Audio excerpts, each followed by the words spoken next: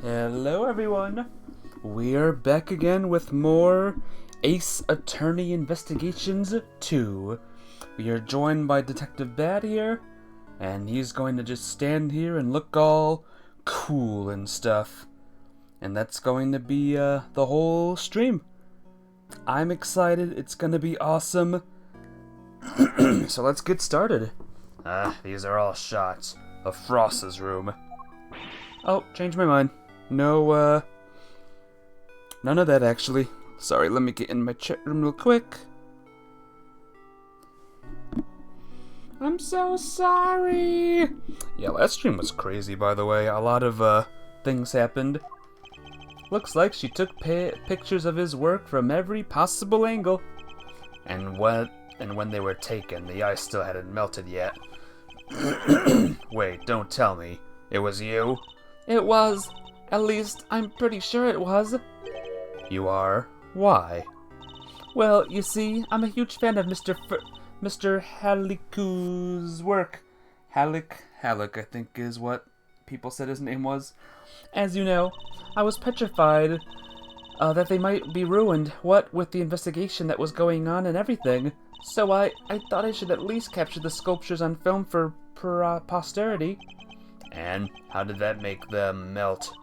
I think perhaps I was so intent on getting the perfect photographs that I might have tripped over the power cord without noticing. My mistake? Are you sure? I didn't notice it at the time, but, well, how could I have been so careless as to cause the loss of his final masterpieces? That seems a little convenient to me. I'm not sure I believe it, but I'm not in a position to refute it either. I'm so sorry. I didn't mean to cause any trouble. Please don't worry about it. The important thing is that you told us the truth. What he said. No hard feelings, Miss Bound. Thank you. Mr. Edgeworth. Picture's yours. Hope it helps. Doodaloo. Uh-oh. Uh-oh. Are you infernal nuisances still here? You don't know when to give up. Linger for as long as you like. The answer is still the same. You are not part of this investigation. Whether we're part of it or not, we'll uncover the truth nonetheless. It seems you don't know when to shut up either, but I commend you on your stubbornness. Mr. Von Karma, I'm afraid I'm the one responsible for Mr. Frost's work melting. What? What is the meaning of this? I'm so sorry, and to you, Mr. Gutso. No concern of mine. I didn't do anything, and Mr. Von Karma agrees. Nothing at all, Mr. Gutso. You went into Mr. Frost's room, didn't you? Perhaps you could tell us why. Sure, I was. Silent. You are not to give the attorney even the tiniest shred of information. Judy Bound, you're coming with me. I have reason to believe that you are an accomplice of the accused Samson Tangaroa. No, I will be interrogating you personally, so you had better get your story in order. I understand. Wait, please, I'm not done questioning her myself. And you think I care because... Nah. Bad, Gusto, and you too, and you, Scone. I have questions for all of you, and I expect answers. Fine by me. Oh, you could at least ask nicely, mannequins.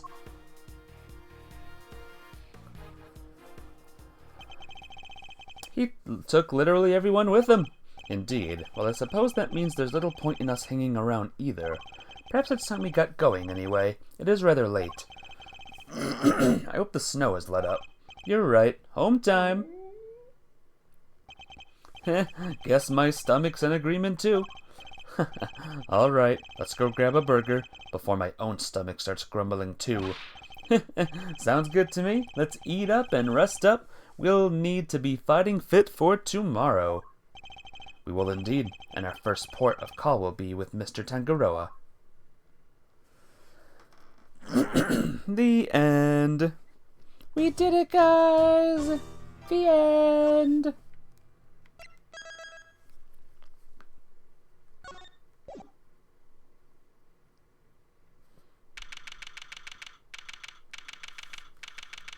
December 25th. Merry Christmas, everyone! It's still October in real life as I'm streaming this, but Merry Christmas!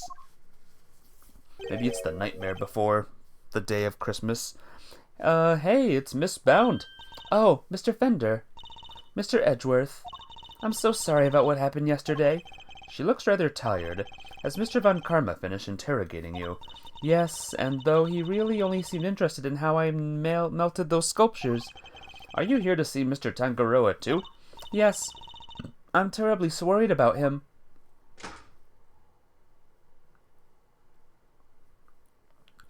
He's arrested. Detective Bad, what are you doing back there? Oh, just happened to be here. I'll be heading back to the scene soon. Not sure how anyone just happens to be at a detention center, but okay. Good morning. Mr. Tangaroa, what happened to you? Oh no, Samson, what did they do to you? They didn't seem to want to let me sleep. I had no idea interrogations could be so involved.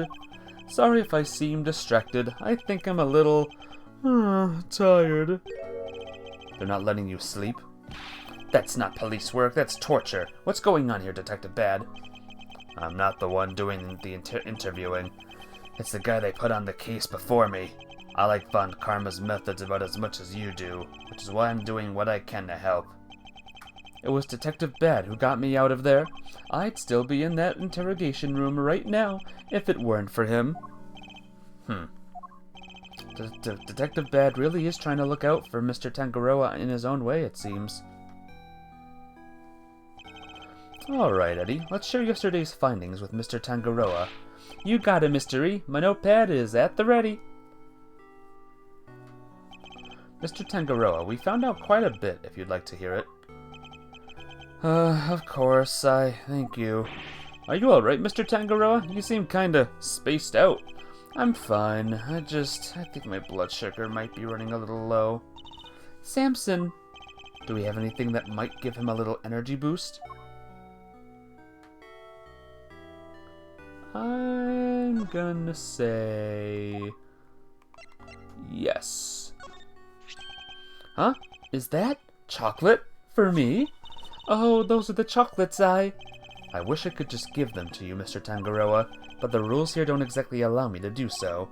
Oh, that's a shame, but rules are rules, I suppose.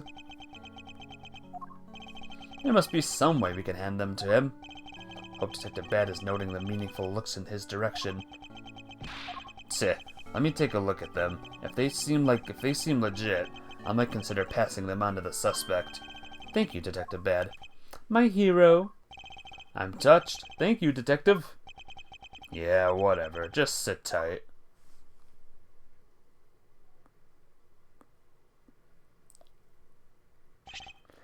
Here. You don't know how much this means to me. Yeah, keep it down, will ya? For both our sakes. Of course, Detective, I wouldn't wish to put your livelihood at risk. Now to sample these treats. Detective, I apologize for putting you in a tight spot. I didn't do it for you. It was my call. Guess you're not such a bad guy after all. Oh, the sweetness. I feel like a man reborn. Were they your handiwork, Judy?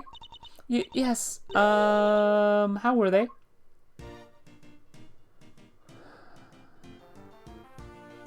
Feel them melt, soft and smooth, chocolate that'll comfort and soothe, ear to ear, head to toe, smile and savor the taste as it flows.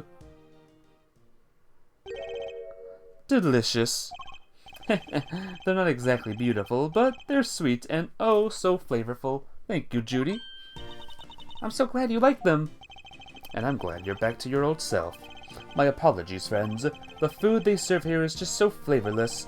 Between that and the lack of sleep, I was about ready to collapse from sheer despair. Wow, was the food here really all that bad? Just the usual French fries, ham sandwich, stuff like that. Yes, and yet I cannot taste a thing. Anyway, I'm heading back to the scene. Before you go, Detective, do you have any new information to share? Oh yeah, you were right about the victim's identity. Frost worked as a sculptor in France, where he was known as Paul Halleck. Artie Frost was Paul Halleck? I never would have imagined. Poor Mr. Halleck. So the famous French sculptor wasn't a Frenchman after all, huh? This all would certainly explain why Mr. Halleck was such a recluse and refused to show his face in public. He was busy working on his greatest masterpiece, apparently. Bunch of zodiac statues. Guess he'll never finish them now. He never finished his greatest masterpiece? Nah, seems he was making statues for each season, but he never got around to the winter constellations. The winter constellations? You mean Taurus and Gemini? So the two he made out of ice would have completed the set. Yeah, and now they're nothing but puddles. What a bummer. I'm so sorry. Oh no, Miss Bone, I wasn't blaming you. One last thing. Seems he had himself a bit of a spending habit when it came to his work. Every statue cost him millions to make, which means he was always strapped for cash. We're checking to see if there's any chance someone called in a debt. I guess not even the famous artists are safe from money problems. Do you have any idea why he entered the confectionery contest? None. Guy didn't even tell his family. I see. Alright, I really gotta get going. I'll go fetch another guard, but I can't be hanging around here any longer. Understood, Detective. We'll see you again shortly.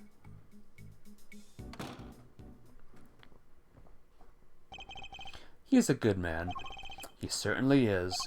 And an uncompromising one. Somebody who can be trusted to stand up for what he believes in. And to scare the pants off of everybody new he meets. Heh. Now you were going to tell me about what you learned yesterday? Of course. Allow me to give you a full report. Thank you for that, and allow me to apologize on Judy's behalf. I'm so sorry. It's fine, Mr. Tangaroa. As I told her yesterday, the important thing is that we learn the truth in the end. Now, would you mind if I ask you a question or two? By all means, I'll gladly share all that I can. What can you tell me about the contestants who took part in the final round of the contest? Let's see, there was Miss Scone. I love her design concept. Unfortunately, her entry was in violation of the rules, so I had to disqualify her. Mr. Gutso's creations were a perfect balance of flavor and design, at least up through the semi-final. But disappointingly, his entry for the final was subpar on both counts. And there was actually something a little unusual about his entry for the semi-final as well. Which was the taste identical to Mr. Frost's. They may have looked different, but I could have sworn I was eating the same thing. And what exactly did his work look like? Oh, there should be a photograph back in my mansion. I'll show it to you later, Mr. Edgeworth. Much appreciated, Miss Smith. But Mr. Frost's entry for the finals, that was truly sublime. So you were able to finish judging it? Even though his body had been discovered in the meantime? Yes, I wasn't aware of what had happened until after I'd completed my assessment. Mr. Frost's was in his room when I visited, so I took the liberty of sampling a bit, part of the liar, I believe. I never tasted anything like it. It was like a dream. I was so moved that I burst into tears. I'm sorry, but you were saying that the liar tasted good? I'd like to hear more about that if you don't mind. The liar was good? You're quite sure it was the liar you tasted when you sampled Mr. Frost's work? I'm certain of it. It was part of the Gemini sculpture, which was the only sculpture in that display case. Mr. Tangaroa, would you mind taking a look at this photograph for me? So the part you tried was the liar, the one shown here without the strings? Oh, there were strings originally. That was the part I ate. Oh dear. So the strings were missing because Mr. Tangaroa ate them all, and he enjoyed them? Miss Scone told us she ate a part of the liar as well, but she said it was far too salty for her to finish. Then it's true. The truth is, I've suspected for a while that there might be something wrong with my sense of taste. Hang on a minute. Whoops. Okay. Sense of taste. Something wrong? How so exactly? There's a taste disorder characterized by an inability to detect salty flavors. I suspect I've been suffering from it. I eat so many sweet foods on a daily basis that it took a while for me to even notice. But there's no denying it now. That would explain why the food here seems so bland to him. What? But your taste buds are your livelihood.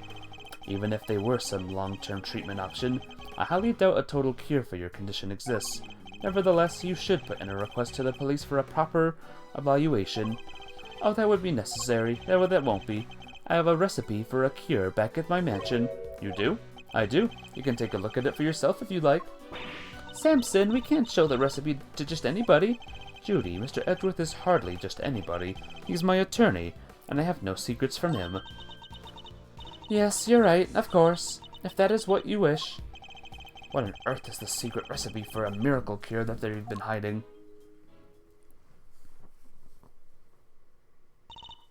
Well, I suppose I should be getting back. All right, we'll be right behind you. Judy. Yes, Samson? There's more to life than just me. Please, Judy, think about the life you want to live, because I won't always be around. Don't say that. Without you, I don't have a life to live. So I'll be waiting right there at the mansion until you come home. Now, if you'll excuse me. Wait, Miss Bound. Judy. Judy. Well, she seemed really upset. I thought I saw tears in her eyes. Why'd you even say all that to her? Because I worry about her. She can't keep putting my needs ahead of her own. What do you mean? The Holic collection, the candy making? It was all because she thinks these things will make me happy. She never thinks about what she wants, what she likes. I just want her to be her own person and to choose her own destiny. The last thing I want is for her to miss out on all that life has to offer because of me. I guess that makes sense. He really does see her as his own child. What parent wouldn't want their child to walk their own path? Hey, PF David. How you doing today? It's good to see ya. You're the first one here. Hello. And what parent wouldn't do everything they could to protect them? I know exactly how he feels in the moment. I think I've asked of you everything I can for now, Mr. Tangaroa. We should be getting back to the scene of the crime.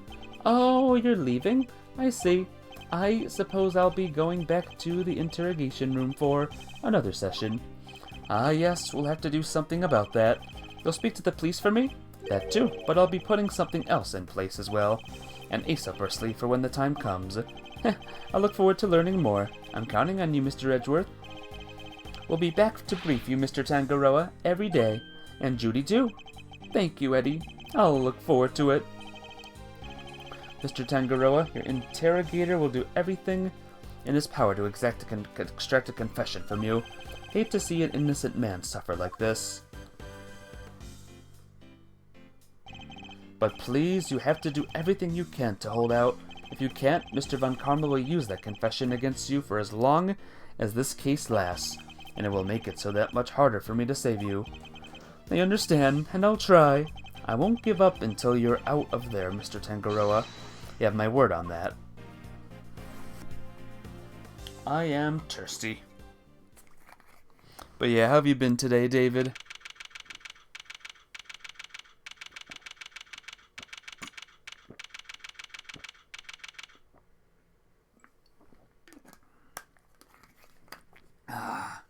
How are you, and Merry Christmas? This is a really bad way to spend Christmas Day, though. A really, really bad day. Detective Bad, thank you again for what you did earlier. Yeah, thanks a ton. What are you talking about? There's no need to be shy about it. Tch. Never mind that now. I'm guessing you two are back here looking to investigate some more. We are indeed. We'll need something solid if we're going to save Mr. Tangaroa. Well, I hate to break it to you, but apart from this room, the whole place is on a lockdown. What? But we need, to see the other rooms. This is Mr. Von Karma's doing, I presume. Oh, who else? Haven't seen the autopsy report yet either. Guy's probably got a hand in that too. I don't expect to speak with anybody except us cops and Miss Bound. Everybody else is gone, and I doubt Von Karma will be handing out phone numbers. Is this all just a game to him? Why does he have to go so far? So what's your plan of action, Detective? Same as before. Do what I can to help you uncover the truth, like I promise. You have my gratitude. Just you wait, Mr. Von Karma. We're gonna beat you in your bag of dirty tricks. Detective, may we conduct a brief investigation of the area? Sure, but like I said, everywhere else is off-bound. Probably won't be seeing those rooms again. That's fine. As long as there's at least some way of continuing our investigation, we'll make do. Begin investigation. I got it. It's the piano. It seems these instruments are used on Mr. Tangaroa's and Miss Bound's TV show, Bacon Bop. There are some of the few things in here that aren't made of candy. Is it just me, or does the detective seem a little disappointed? Yep, I'll say he is. There's a drum set here decorated to look as if it were made out of cakes. Must play it on the Bacon Bop. Detective, about these drums. We already checked. There's nothing inside any of them, and no sign of anything having been put inside or taken out either. They're not relevant to the case. You've already done your homework, I see. I may like the lollipops a little too much, but I'm no sucker. Ha ha ha ha. Excuse me, may I ask what you're investigating? Sir, I'm analyzing the fountain water to see what might be in it, sir. And what did you find?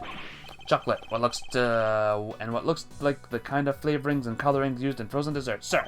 The composition of the chocolate seemed to be the same as that of Mr. Tangaroa's work, and the flavoring and colorings match the profile of those used in Mr. Frost's ice sculptures. Those little rivers flow from all four artists' rooms right here to the fountain. Guess that's how the stuff from the melting sculptures wound up in there. And that's not all, sir. We also found blood. What? Why is there blood in the water? Bring back to our investigation of the murder scene, Detective. Take another look at the scene in front of us, Detective. Very conspicuous proof of blood that should be there is clearly missing. Or here, rather. You're right. Don't remember anyone mentioning that they removed the blood along with the body. The victim's blood was mysteriously absent. It was the part of the chocolate chest it had pulled on. I believe that the blood probably belonged to... I'm gonna guess the dead guy, but I have a guide here. The people that normally help me aren't here at the moment, so I'm just gonna stick with the guide. Give me a second, guys.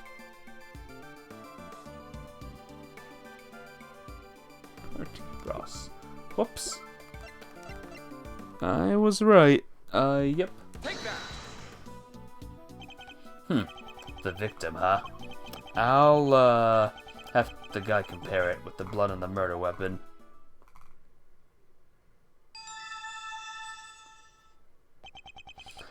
It's a match. The blood in the fountain is Frost. But why would someone want to send the victim's blood downstream into the fountain like this? Doo-doo-doo. Okay.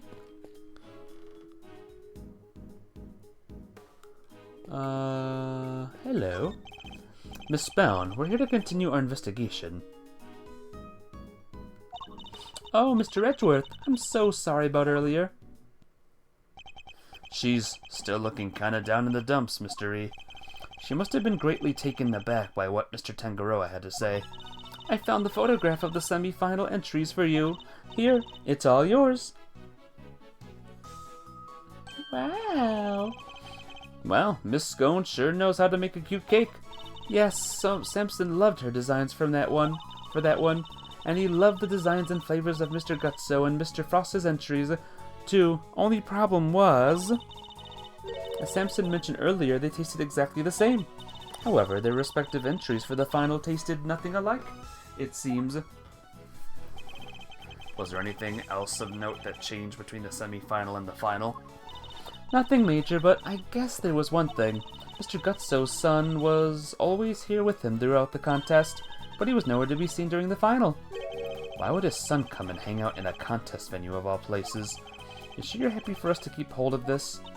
Of course, I hope it helps with your investigation. Oh, and I also have the book containing the recipes for the cure Samson mentioned. You've seen this book before. It was in a chocolate frame in Tangaroa's room. That's right. He put it on display there so that everybody could see the grand prize. What? The cure is in the ultimate cookbook? So it's not a book or dessert recipes, I take it? Oh no, we told the contestants, of course. But I guess nobody told you yet. So the contestants all knew what the ultimate cookbook was this whole time. Huh. I'd like to hear more about the cookbook if you don't mind, Miss Spoun. Oh yeah, the cookbook. So if I understand correctly, the ultimate cookbook is actually a collection of recipes for different medicines. Exactly, or rather, totally new medications that haven't made it to market yet, to be precise. To the right buyer, a pharmaceutical company, for example, it would be worth a fortune. But why make that the grand prize in a confectionery contest? Mr. Tangaroa is the sole heir to the Tangaroa family fortune. Perhaps you've heard of the Tangaroa Group? The Tangaroa Group? Yeah, I think I've heard of them somewhere before. It's a major pharmaceutical corporation. Sells all kinds of pills and poisons. Oh yeah, that's that new Cold Killer Pro had been making some real waves since it went on sale. I always reach for a cold killer when I'm feeling under the weather, which is never as far as I've seen. I'd like to hear more about the Tangaroa Group if you don't mind.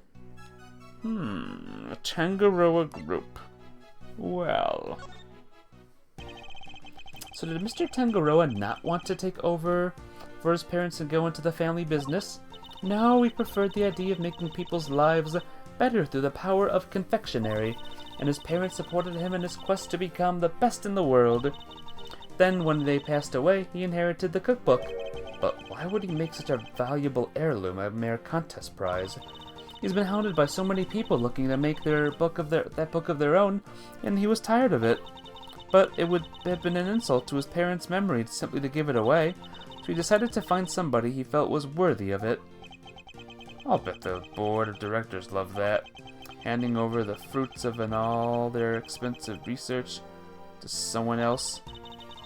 They hated the idea, of course, which is why Delicia entered the contest. The Tangaroa Group wanted her to win the book back for them. So you know she was a pharmacist all along? Yes, and not only that, I told her how to appeal to someone's tastes. I tried to help her win. But why? Wanted to protect Samson by protecting the Tangaroa Group. If that cookbook fell into another company's hands, the board would never forgive him. So I wanted to find a way to keep it with the company, but in a way that Samson couldn't object to. So that's how Miss Scone managed to make it so far in a contest she had no business taking part in. But Miss Scone wasn't the only one pretending, was she? Mr. Frost really wasn't a confectioner either, and he still made it all the way to the final just like she said. Not bad. Yes, it's unbelievable, isn't it? Such a talented sculptor and a gifted crafter of desserts too. Gifted indeed, judging by the standard of his work in the final. But how did the one man produce pieces of that size and quality in such a short amount of time? I'm not sure I have much more to tell you, but if there's anything else I can help you with, I'd be happy to, of course. She's certainly very keen to ensure that she does all she can for Mr. Tangaroa. I could certainly use a cup of the tea you made us yesterday, if you wouldn't mind. I think that might help the investigation along nicely. I'll have some too. Your tea is to die for, Miss Bound. Well, how could I possibly refuse? I'll bring it right out. You know, I think that cheered her up a little. Yay! learned a little more about the contest participants, but there's still one question involving Mr. Gutso for which we never got an answer. Nothing at all, Mr. Gutso? You went into Mr. Frost's room, didn't you? Maybe perhaps you could tell us why. Sure, I was. Silence, you are not to give the attorney even the tiniest shred of information. What was he doing in Mr. Frost's room? And that's not all. I also have questions about the work he submitted for the semifinals. A confectioner who admits to lacking design sense, and a sculptor with it in spades. Oh my gosh, I'm so tired, guys. Mr. Gutso could not have hoped to win such a high-level contest by himself, which is why I'm beginning to wonder if there was some sort of connection between him and Mr. Frost. Detective, I need to ask Mr. Gutso a few questions. His story still doesn't quite add up for me. Me neither. We need to figure out how to get in touch with him. Oh, do you now? Uh-oh. Good luck with that, because I have no intention of allowing it. Mr. Von Karma, I am already in the midst of my own investigation into Gutso, so there's no need for the likes of you to pester him with the same questions again. Tisk, tisk, tisk. And I will, however, be happy to answer any questions you might have. He seems dead set on preventing me from talking to Mr. Gutso, in which case, fine, then allow me to take you up on your offer. Very well. What is it? I'd like you to tell me about the connection between Mr. Gutso and Mr. Frost. The connection between Gutso and Frost? It was simply a matter of coincidence. They both happened to be taking part in the same contest. That was fast. And that's all? That's all I have to say to you. What? But that doesn't help us at all. We'll have to confront him with evidence if we want to draw the truth out of him. And it's important that we do. He's clearly hiding something. What could the evidence be? I don't flippin' know. The connection between Gutso and Frost? Hold it! Yes, there must have been a connection of some kind. And if you would ease your baseless interruptions, cease. I will happily tell you what it is. If this were a courtroom, I would have you removed for contempt.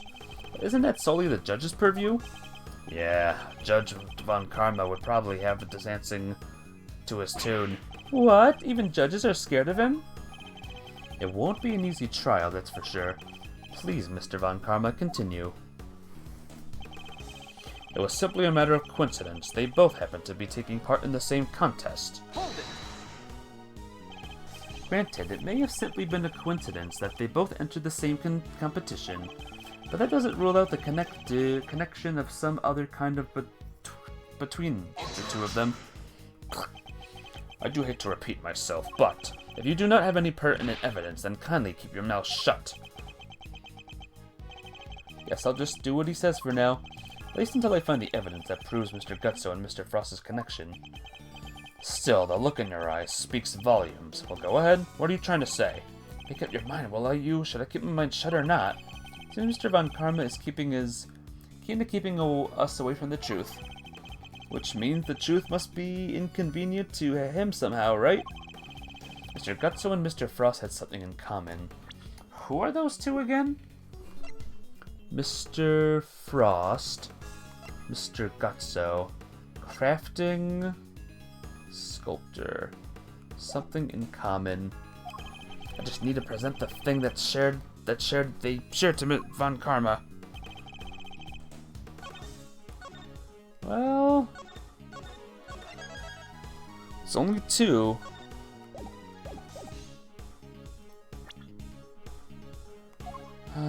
Ultimate Cookbook, semi-final entrances.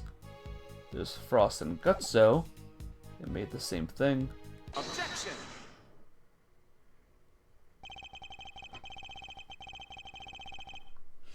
I wonder if you could look at the two confections in the foreground for me, Mr. Von Karma. They were made for the contest's semi-finals. Both are quite exquisitely crafted, wouldn't you agree? Get to the point. As the nameplate suggests, they were Mr. Gutso and Mr. Frost's entries. Mr. Gutso told us the confectionery design was far from his strong work, and yet his work in the picture was just as good as Mr. Frost. Exactly as good, in fact. We learned from another witness that their two countries were also tasted exactly the same. What are you suggesting? I'm suggesting that they were helping one another out. Let's take a closer look, shall we? While at first glance the two may appear to be specifically different, it soon becomes apparent that the three are significant similarities in how they were put together. They're made of the same ingredients, taste the same, and share similar design aesthetic. The picture is a proof positive that the two were working together. You figured that much out. I suppose there's little point in denying it. Mr. Von Karman knew all along that they were cooperating? But I'll warn you, none of what you're about to hear will be to your advantage. Let me confirm what you seem so desperate to prove. Gusto and Frost were indeed working together. Gutso spelled out the details of his relationship to Frost during his questioning last night. It seems they were helping one another right up until the day before the final. So you knew that the two were cooperating. Mr. Von Karma, why are you trying to bury the truth? Please, enough with the petty slander. I merely wanted to avoid you poking your nose around before I could provide a proper context in court. It simply slipped my mind to explain that all to you. Doesn't explain why he's being so slippery with the facts, though. I need to figure out what he's hiding. I can't let things end like this.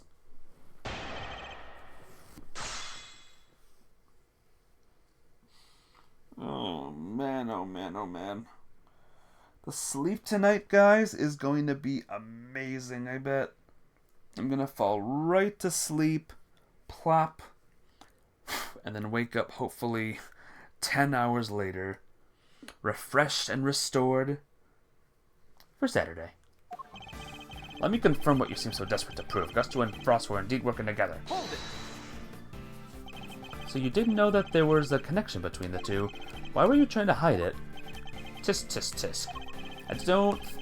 I don't just hand out information like candy, and certainly not to the defense. Not like that lollipop nursing fool of a detective over there. You do things your way, and I'll do them mine. And you wonder why I refuse to share information with a traitor like you? Gusto spilled out the details from his relationship from Frost during his questioning that night. To Frost. Whoops. Whoops!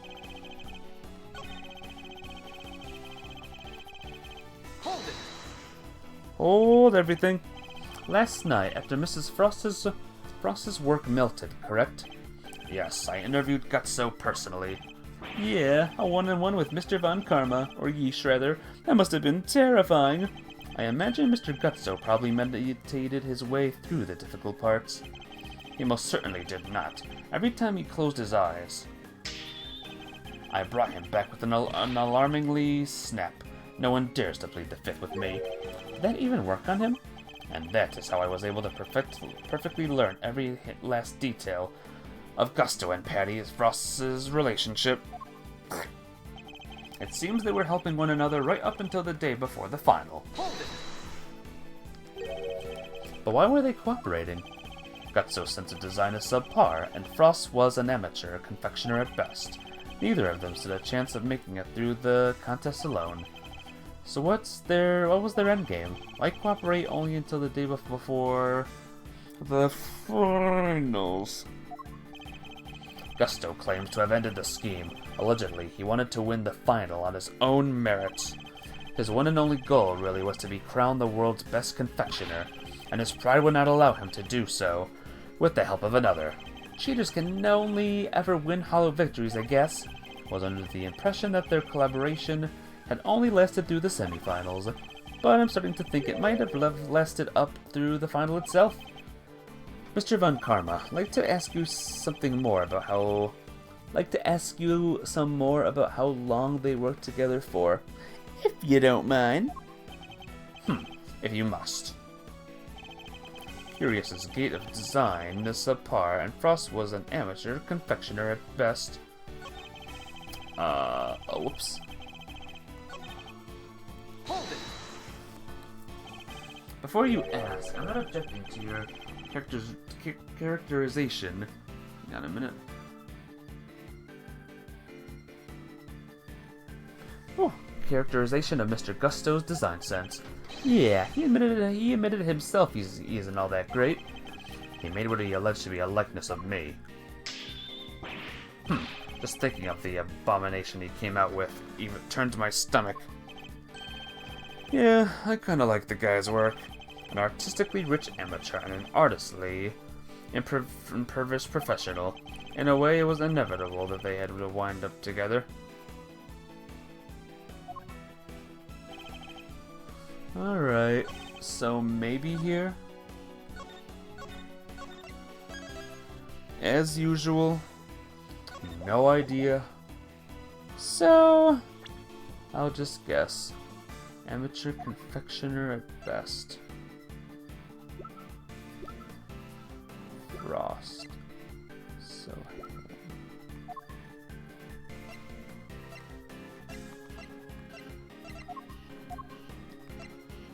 Are you sure he's a mediocre person when he does this? Alright. Let the fun begin.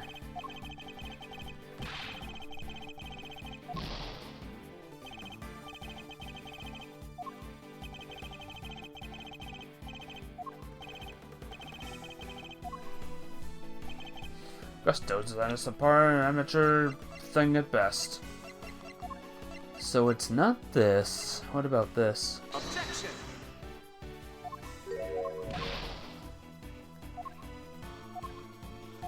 Again, I don't know what we're looking for. Like, what's the point? Objection. That's an odd thing to say.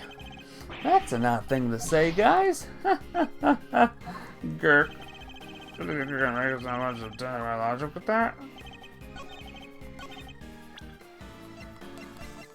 So I guessed this and this and this, right? Objection. Yeah, no idea. No one's even here to watch, so... I did these, right? Maybe this? Objection. Let's just get rid of the second row completely. The second section here. God damn it. So I did this, let's try this. Objection. Objection, it's nothing. It's nothing. Yeah. No one's here today. Alright, I did these. How about the luminous cloth? Objection.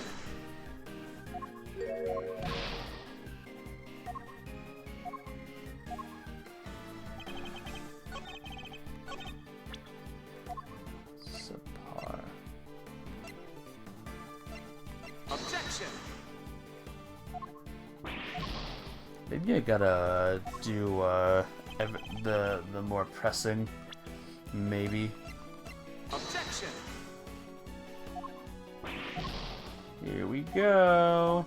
Are you ready, guys? Here we go. And fail. Yep. No idea, guys. No idea.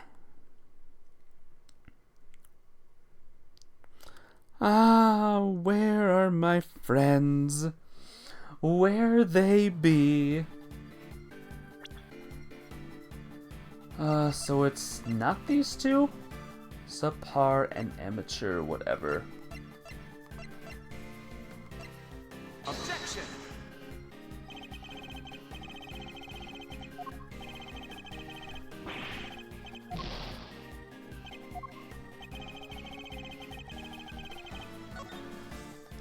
gonna load again, actually, and I'm gonna press. Sorry, anyone watching on YouTube, for wasting your time. That was a phenomenal, amazing waste of time, guys. I effed up completely. I'm gonna press now. Hold it. Oh no, I did press.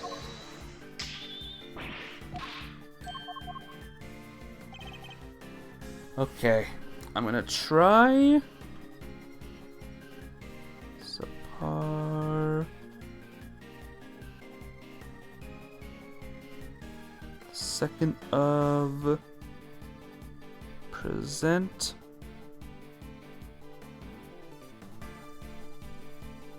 Screw it, I'm looking up. Present Mr. Scone's statement on the second. Yeah, sorry, no one's here watching. I'm free to just do this if I want to. I don't care. I really don't. Gutso spelled out the details of the relationship during the questioning. This scrumptious, except the liar, which was salty. Objection. Okay, the game is a liar. Cool. Cool. Or not the game, the guide. The guide is a liar.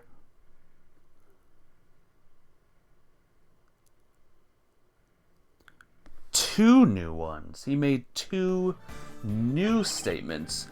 The two cooperated until the day of the final and decided to compete on their own merits. I thought this was the same thing. You can't blame me there. No, you can't. Objection. Yeah, I'm just gonna play and use the guide until someone comes around. I'm too tired for this crap. They weren't working together during the finals. I find that a little hard to believe. Miss Scone is on record as having described Mr. Frost's creations as scrumptious, and while he was certainly killed, I doubt even he could have become a world-class confectioner overnight. It seemed far more likely to me than he and Mr. Gusto were still cooperating during the finals. How many times must I explain this to you? Assertions require proof, and one person's entirely subjective statement is not proof of anything. Besides, even amateurs can occasionally make delicious food. Perhaps Frost was simply lucky. My wife, for example, is an amateur whose cooking puts first-class chefs to shame. How is that not an entirely subjective statement? Furthermore, you are ignoring another crucial part of the pharmacist's testimony, namely that she also describes some of Frost's work as having been unbearably salty. In other words, your evidence actually shows that Frost failed to produce the perfect confectionery. Nah, Gurk. Tisk, tisk, tisk. No more objections, I take it. There must be some way I can prove that Gutso and Frost were still collaborating. Mr. E? There's something that's been on my mind. Yes, what is it, Eddie? Mr. Frost is an entry for the finals? Wouldn't it have taken a while to make? I would imagine so. Making flavored water, freezing it all, and then carving two whole sculptures? Could he really have done that all that and help Mr. Gutso with his work? If it were me, I'd have barely gotten as far as setting the flavored water up to freeze part. I just can't see how Mr. Frost could have pulled it off.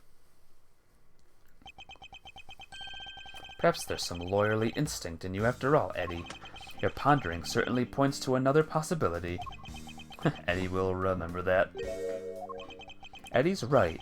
Mr. Frost would have needed to freeze his own large blocks of flavored ice to create his art, and there wouldn't have been time to do that during the contest itself. So what must Mr. Frost have done in order to finish his flavored ice within the time limit? Time to play a game called Guess the Right Answer. Make the ice the day before the final, the day of the final, make it out of something else entirely. This might be cool. But sadly, it's not. I'll assume he made it the day before then, or something. Somehow made it the day before.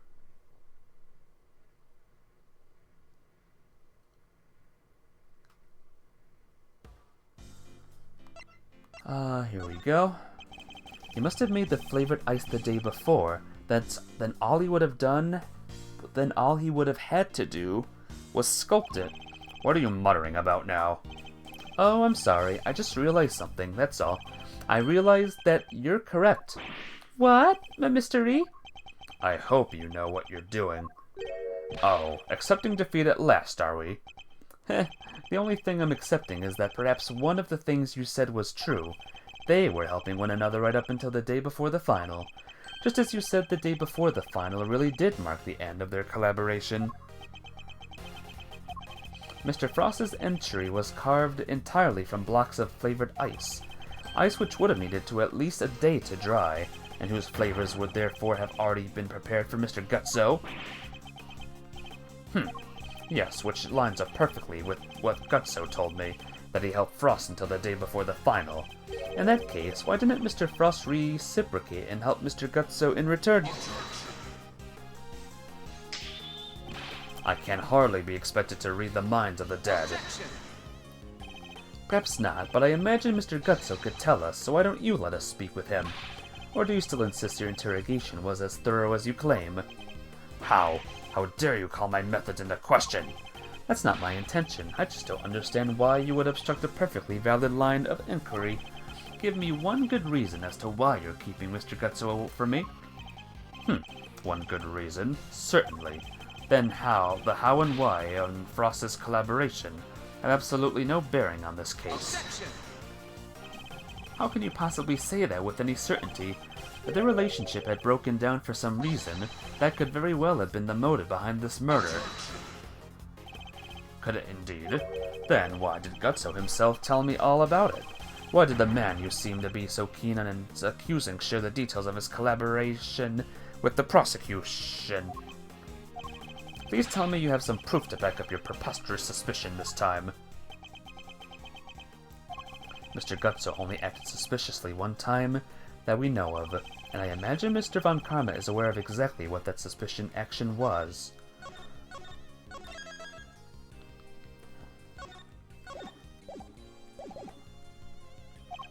Which means that this is probably a trap. Heh, well, can't you cut your tongue?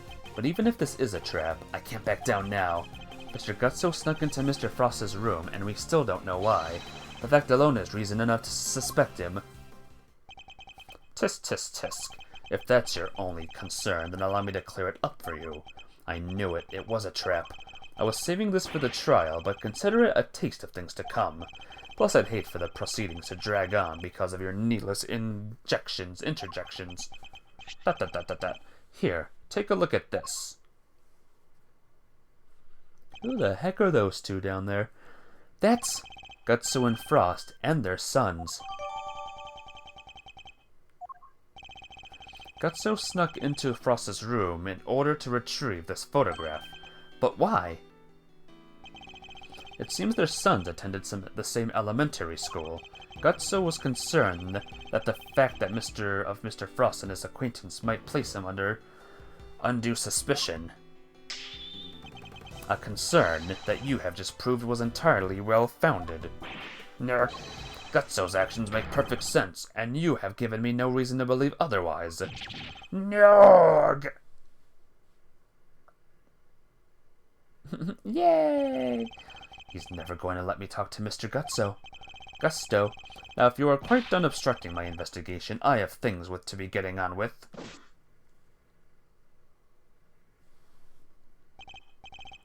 Alright, that smug, self-righteous jerk. I'll give him something to be getting on with.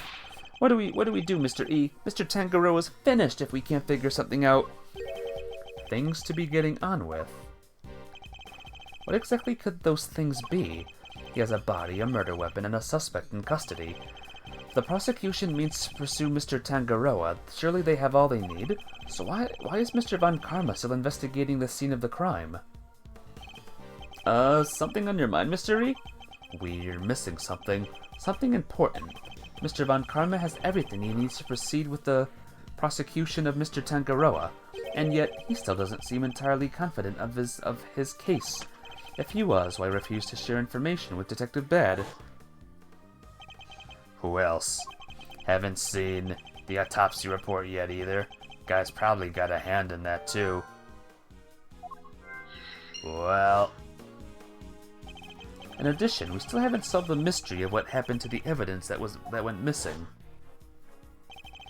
Take another look at the scene in front of us, Detective. A very conspicuous pool of blood should be here and is clearly missing. You're right. Don't remember anybody mentioning they'd remove the blood along with the body. Evidence that turned up not in Mr. Tangaroa's room, but in a most unusual place. It's a match. The blood in the fountain is Frost's. So there was no traces of Mr. Frost's blood left in Mr. Tangaroa's room, yet we found some in the fountain instead. Why? The blood flooded into the thingy. Duh.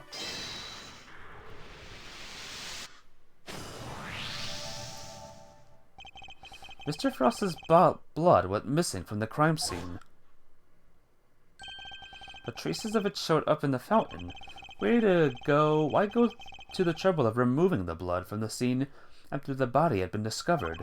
And why only the blood? Surely the body would have also been in the way? Wait, could someone have moved the body aside to get to the blood? Nah.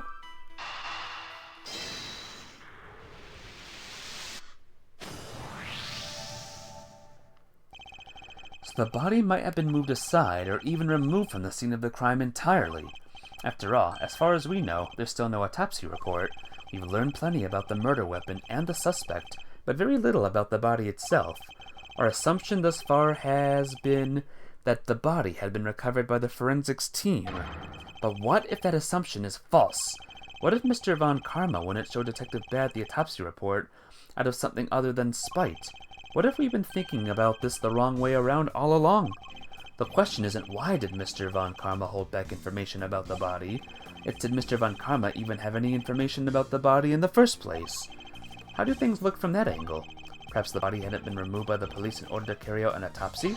Perhaps it had already been removed and hidden away by the culprit before their arrival? Mystery! We both heard the rumors about Mr. Von Karma's questionable methods. Fabricated witness statements, shady deals, forged evidence even. Sure, everybody's heard of that stuff, but what's that got to do with us right now? I would never judge a person on the basis of rumors alone. Even Mr. Von Karma. I tried my best not to let my preconceptions color our instincts with him. Nonetheless, it appears he may indeed be willing to twist the truth to his own ends. To twist the truth? You mean he's been playing dirty? I fear he might have been, and still is, and I'm not about to let him get away with it. Ho ho ho! I'm returning to the prosecutor's office. Don't breathe a word about anything to that infernal attorney. Yes, sir. Hold it! Yes, what is it now? I have a few questions, Mr. Von Karma, about a certain fact you've been keeping from us. Really? You mean to call the methods of an officially sanctioned investigation into question yet again? I'm warning you, if you obstruct the police and their work any further, there will be consequences. Objection! It's not the police I have an issue with, Mr. Von Karma. It's you! What? Isn't it on the prosecution to work out who the real culprit of a crime is? What foolishness is this? I have no intention of debating what the prosecution's role is, or is not with the likes of you. But let me make one thing clear. My job is to identify suspects and ensure that every last one of them is convicted at all costs. Believe me when I say I leave absolutely no room for doubt when I present my perfect, unassailable cases. Objection! And how far would you go for your perfect cases? Would you create facts out of whole cloth, perhaps? Ha! And I thought you had outdone yourself already. But now you intend to accuse me of fabricating evidence. I do, because it is why you've done nothing but hinder Detective Bad from doing his job at every turn. Hey stars, what's up? The snowman looks very guilty. The snowman. Which one's the snowman here? Oh, there he is. It's the snowman! How you doing, Stars Over Hyrule? It's good to see you here. Glad to see someone else in chat. How's you doing today? What are you talking about?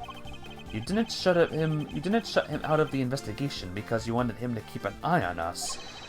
You did it to stop him from finding out that you don't have the body. What? He doesn't have the body? Ridiculous. You're clutching at straws. Surprise snowman. Surprise snowman. How am I? I am actually sleepy as heck right now. But how are you? And hey, it is my bro, sis person, Zelda Reina. How you doing today? Good to see you today, Zelda Reina. You're good. You're sleepy too. We're all sleepy today. Today is Sleepy Friday. I will tolerate no more of your preposterous slander. And allow us to examine it. Prove me wrong if you can. Tisk. Tisk, tisk, tisk. I'm afraid I'll have to try a little harder than that. He hasn't been working out. Doesn't have the summer beach yet body. He doesn't, the snowman person?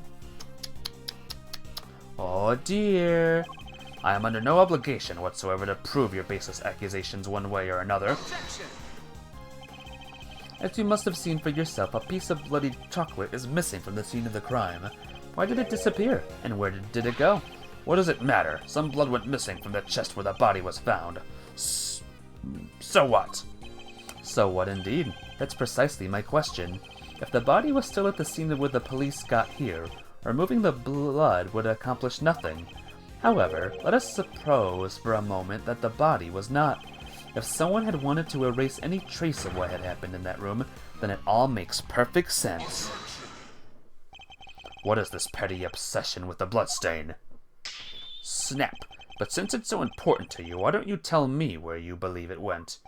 Of course, after all, evidence is everything, as you never tire of telling us. And just in case that's true, I better save the game again. I believe this should back up my theory quite nicely. Evidence to where the blood went. The pool. The picture. The frost room. No idea. Guide time! You're good. Was decorating for Halloween in her Halloween party. Ooh, nice. I am excited for Halloween. Are you excited? I know I am. Alright, it is the victim's blood is the answer here. Yeah, the people that are normally helping me are not here, and I'm too tired to think right now. If I was thinking in such a tired state, we would be stuck on things forever. And I don't think that would make a very fun stream. So, I have the guide up today. If someone comes around who knows the game, like Esnick or my other friend, then yeah, they'll help me out. But I am too tired to be thinking tonight. Take that.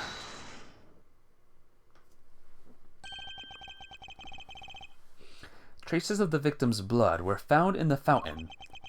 Found in the fountain. You won't be on Friday the 25th? Oh man. Is that when the party is gonna be, Zelda? Along with traces of the chocolate from Mr. Tangaroa's room.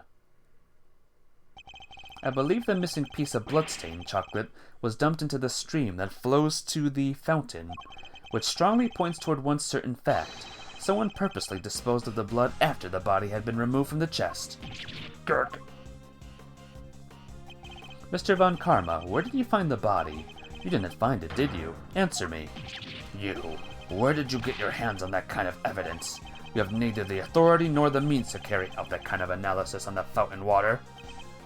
No, but I do. Curse you bad. You've been a thorn in my side from the moment you were assigned. Well, no longer. As of now, you are officially off the case. I was barely on it in the first place. Mr. Von Karma, you still haven't answered my question. Will you admit it? Will you confirm that no body was ever recovered? Tisk, tisk, tisk. It's really quite the claim, you know, and one for which you'll never find any proof for, I'm afraid. What must I do to get an answer out of him? Now, if you don't mind, I have given you quite enough of my precious time already. I look forward to destroying you in court, Gregory Edgeworth.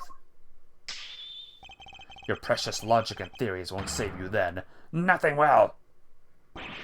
Mark my words, Mr. Von Karma. Your methods will be your undoing. In the afternoon. Have a good time when that day comes around.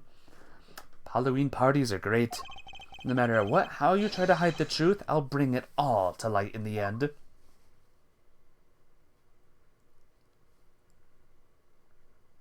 Later. Forgive me, Detective. I didn't mean to put you in a difficult position. Don't sweat it. It was always gonna end this way. Honestly, nobody's ever sidelined me the way he did before. First time for everything, huh? You know, I think you might be right about the body being missing. I am, and I'll prove it in court. Heh. Well, if there's anything I can do to help, just say the word. Since, you know, I'm off the case now. That's very kind, and I'm sorry to keep asking favors of you, Detective Bad, but there is one more thing. Hey, what are you guys whispering about? Come on, let me in on the secret. Alright, Eddie, the detective and I were just arranging a little insurance for the trial. I think we have enough to see Mr. Tangaroa acquitted, but I prefer to have an ace in the hole, just in case. And what is it? You'll find out in the courtroom. Wait, what? You're letting me join you? Of course I am. You are my assistant after all. I'll be more than that by next year. I'll be a full-fledged attorney. You know, we can take on Mr. Von Karma together. Indeed. Though I'm hoping we'll have freed Mr. Tangaroa by then. But if we're up against Mr. Von Karma, I guess we can't rule out the possibility that this might take some time. Right, but we'll do everything we can in the meantime. I know you can beat Mr. Von Karma, Mystery. I believe in you. We can't allow Mr. Tangaroa to remain in prison for a crime he didn't commit. And we won't. I'll expose Mr. Von Karma's lies if it's the last thing I do. And after that, I'm gonna live a long, long life. Right? Right, guys? Long, life?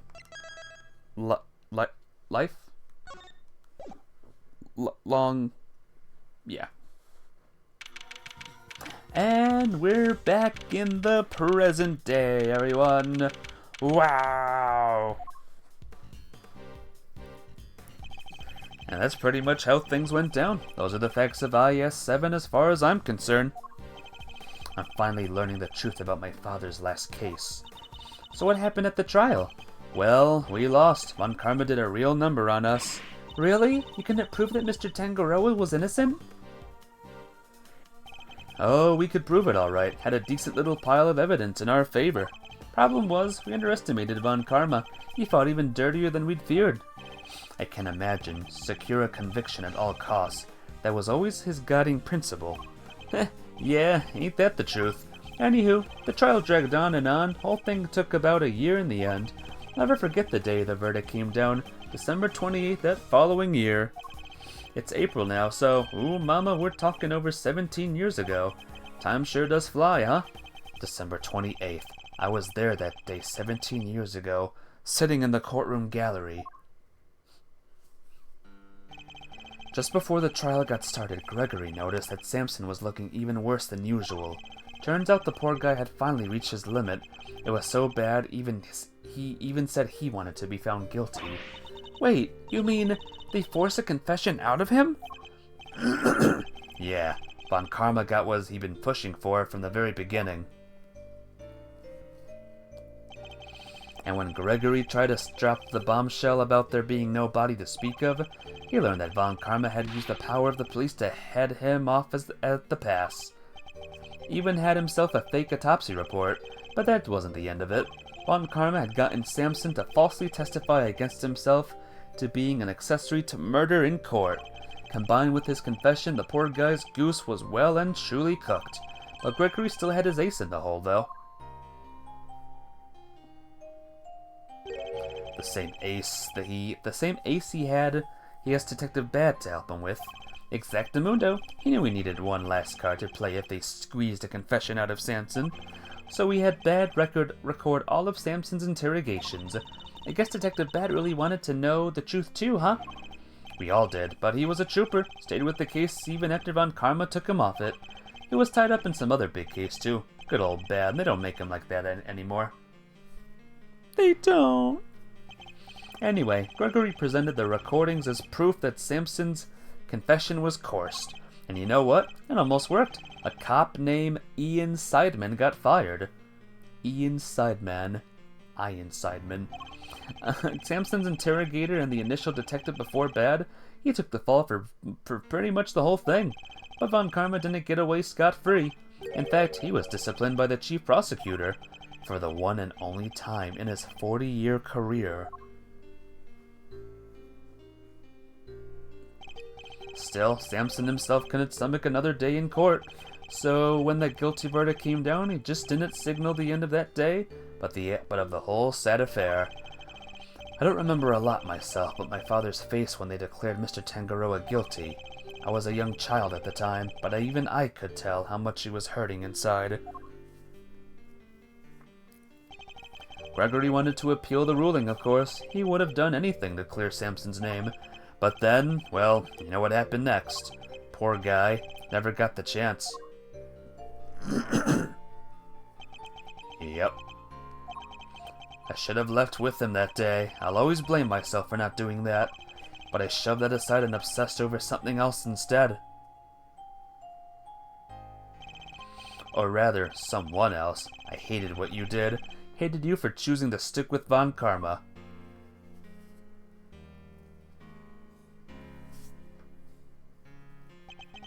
I hope you can forgive me. No, you had every right to hate me. I went on to become a prosecutor as planned, and that's when Mr. Von Karma showed me this case file. According to these records, Mr. Tangaroa was convicted as the main culprit in Mr. Frost's murder. Nope, that's not right. Samson was convicted as an accessory to murder. Strange. The file clearly states that he was the perpetrator. Plus, I'm fairly certain that all of Mr. Von Karma's cases were successfully solved. Mind if I take a peek at those? This file's been doctored. This part about a verdict, it's been changed. What? Here, feast your peepers on this. Well, well.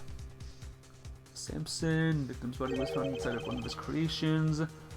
Convicted as an accomplice on his confession. Convicted as an accomplice? That's a copy of the file they had on record at the courthouse. Then why is my copy so different? Well, you said it came from Von Karma, yeah? My guess is he didn't want Gregory's son thinking there was a murderer out there still at large. Didn't want you looking into it again before the statute of limitations was up. So everything I believed about the case was a lie? Like they say, we all gotta start somewhere. What's important is you know what's what now. The statute of limitations may have run out, but the truth's still out there, you know? Inherited Samson's case when your old man passed. Prosecution handed it off to somebody else, too. The great Von Karma wasn't going to bother facing off against a rookie like me, was he? Anyway, long story short, the killer was never found, and Samson was found guilty instead. That's terrible. Is there really nothing we can do to help him? Not without the real perp, I'm afraid. Until then, his confession stands. Speaking of which, I didn't find out until after the verdict has been handed down, but Von Karma had threatened Samson and made him a deal. Told him if he didn't confess, he'd make sure Judy was convicted instead. How could he? Samson knew there was no way Judy could have done it, of course. But he wasn't going to take any chances, so he did what he was told and confessed to keep her safe. Now riddle me this, Milesy boy. Why do you think your Uncle Eddie just happened to be in the prison the day Bronco Knight died? Ah, that's right. You were there to see Mr. Tangaroa. Bingo! Judy and I both promised we'd visit him every day. I didn't quite keep that promise, but Judy did. She never missed one visit in all these years. Come rain or shine, she always showed up. But none of that changes the fact that Samson is still being unduly punished day after day. Aww. How heartbreaking. We've got to do something, Mr. Fender. And now Judy's dead too. Well, kiddo, that's actually why we came here. The ice sculptures are back on display just like they were all those years ago. And we're going to see what we can find out, right, Miles Areno? I'm a prosecutor, Fender. I don't look at these things in the same way as you or my father. Miles? But that doesn't matter right now. Speaking not as a prosecutor, but as Miles Edgeworth, want to know the truth behind both of these cases. I'm not leaving until I do. Really are old Gregory's son through and through. Alrighty then, now that that's sorted, we can really get to work. Good thing I brought the IS-7 case file and evidence with me today, huh? Here, documents first. Who doesn't love paperwork, am I right? Barts and red ink are my annotations. Yeah. Thank you, Fender. Let's see. Oh, this is all we got. Expired 3 years ago. Taste disorder. No detailed autopsy report due to the body going missing. And there's the picture. Lovely. Whoops. And here's some evidence for you. Enjoy. There's quite a few, so I'd take a minute to scope them out if I were you. Small mountain of evidence. Oh dear. Yes, I see. I'll take a look at them in a bit. Just 3. It's the book. It's the fingerprints. It's the statue thingy. And the picture of the 2 boys and the adults there. I'll take a look at them in a bit. You know, our current case is just full of loose threads too, come to think of it. Indeed. The key players of that incident 18 years ago will just happen to get caught up in another incident. The ice sculptures in the Winter Wing that are perfect replicas of the ones from 18 years ago. A poison gas attack in the Autumn Wing, which has been disguised to look like the Winter Wing. The 2 chemicals that were found inside the Pisces statue's display case, Ubi and SV, that form a poisonous gas when mixed together. The victim of the gas attack, Carmelo Gusto, who was no stranger to the events of 18 years ago, and who is still unconscious and undergoing treatment in the medical room. And finally, we come to the body floating face down in the fountain. And the fact that the ice sculptures have melted, just as they did all those years ago. The events of the present day would appear to be immediately linked with the events of the past, which means they may be able to help us learn more about what happened 18 years ago. Sounds good to me. Let's get investigating. Objection. Oh no. Oh no, you don't. Aren't you forgetting somebody? I could have sworn this is my investigation. Eustace is quite right. I do hope you aren't intending to obstruct him in his duties, Mr. Edgeworth. I would hate to have to add a guilty to my report to the committee. What am I guilty of now? Of course not. I am simply offering once again to do what I can to help with this investigation. Your offer is duly noted and duly declined. Oof, she isn't pulling any punches. The identity of the body from the fountain is currently being ascertained. It is only a matter of time until we have all the information we need. Perhaps I can help you speed that process along. I think I have an idea of who our mystery victim might be.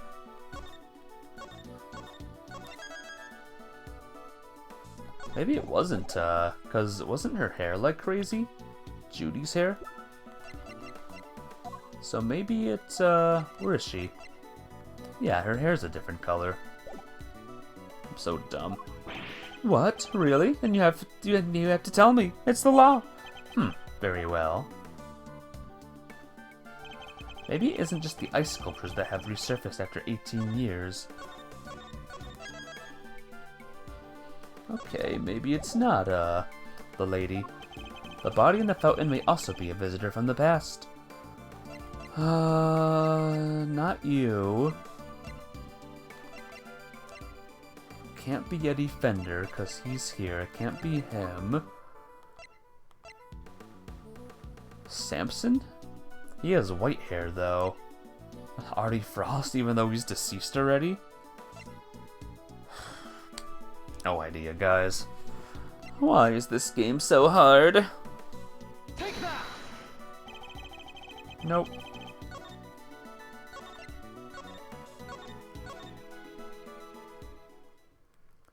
Maybe it is Judy, I guess. Maybe the hair was the same or something. Oh man, where are my bros that can help me with this game? Where are they? Why are they not here? I mean, I know they're busy, but still. Is it you, Judy? Take that! Nope, it's actually not Judy. Well, we'll keep on going.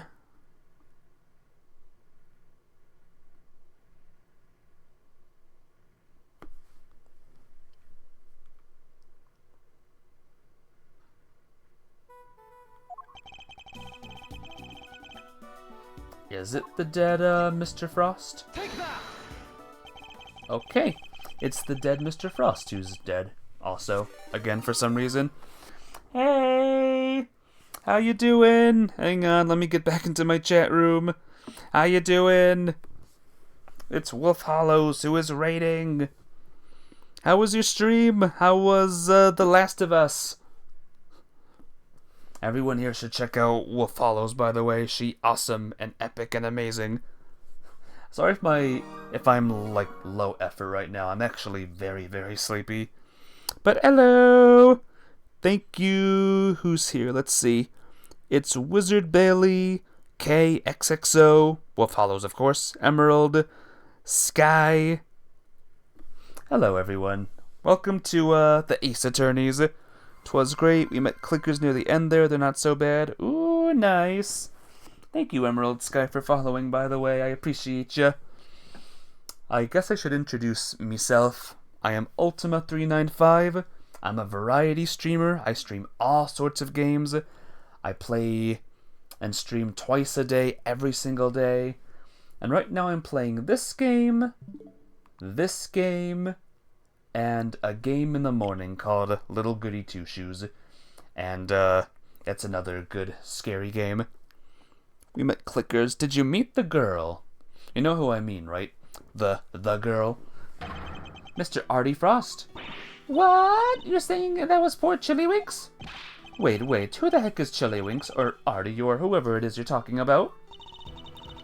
Artie Frost was a famous sculptor, Eustace, although he was better known as Paul Halleck. The sculptures on display here are all his works. No way, sounds like he did well for himself. Always good to encounter a fellow winner. Mr. Frost was also the victim in the IS-7 incident. Judge Gavelle knew about the IS-7 incident? Mr. Edgeworth, the IS-7 incident is an 18-year-old case, and according to the two police records, the victim's body was recovered and an autopsy duly carried out. Sure, that's what the records say, but the records can't always be trusted. What are you insinuating? That, well, the records say stuff like body totally recovered. The defense back then was beg to differ. Not only that it stopped the prosecution from shutting them down hard, of course. But yeah, did you find, what's her name in The Last of Us? Hate to raid and dip, you need to grab foods and such. Alrighty. Thank you so much for stopping by. It's always good to be raided by ya. And I'll see ya soon. Yeah, this is winner. What? Really? What is it, Eustace? The body. We've got an ID.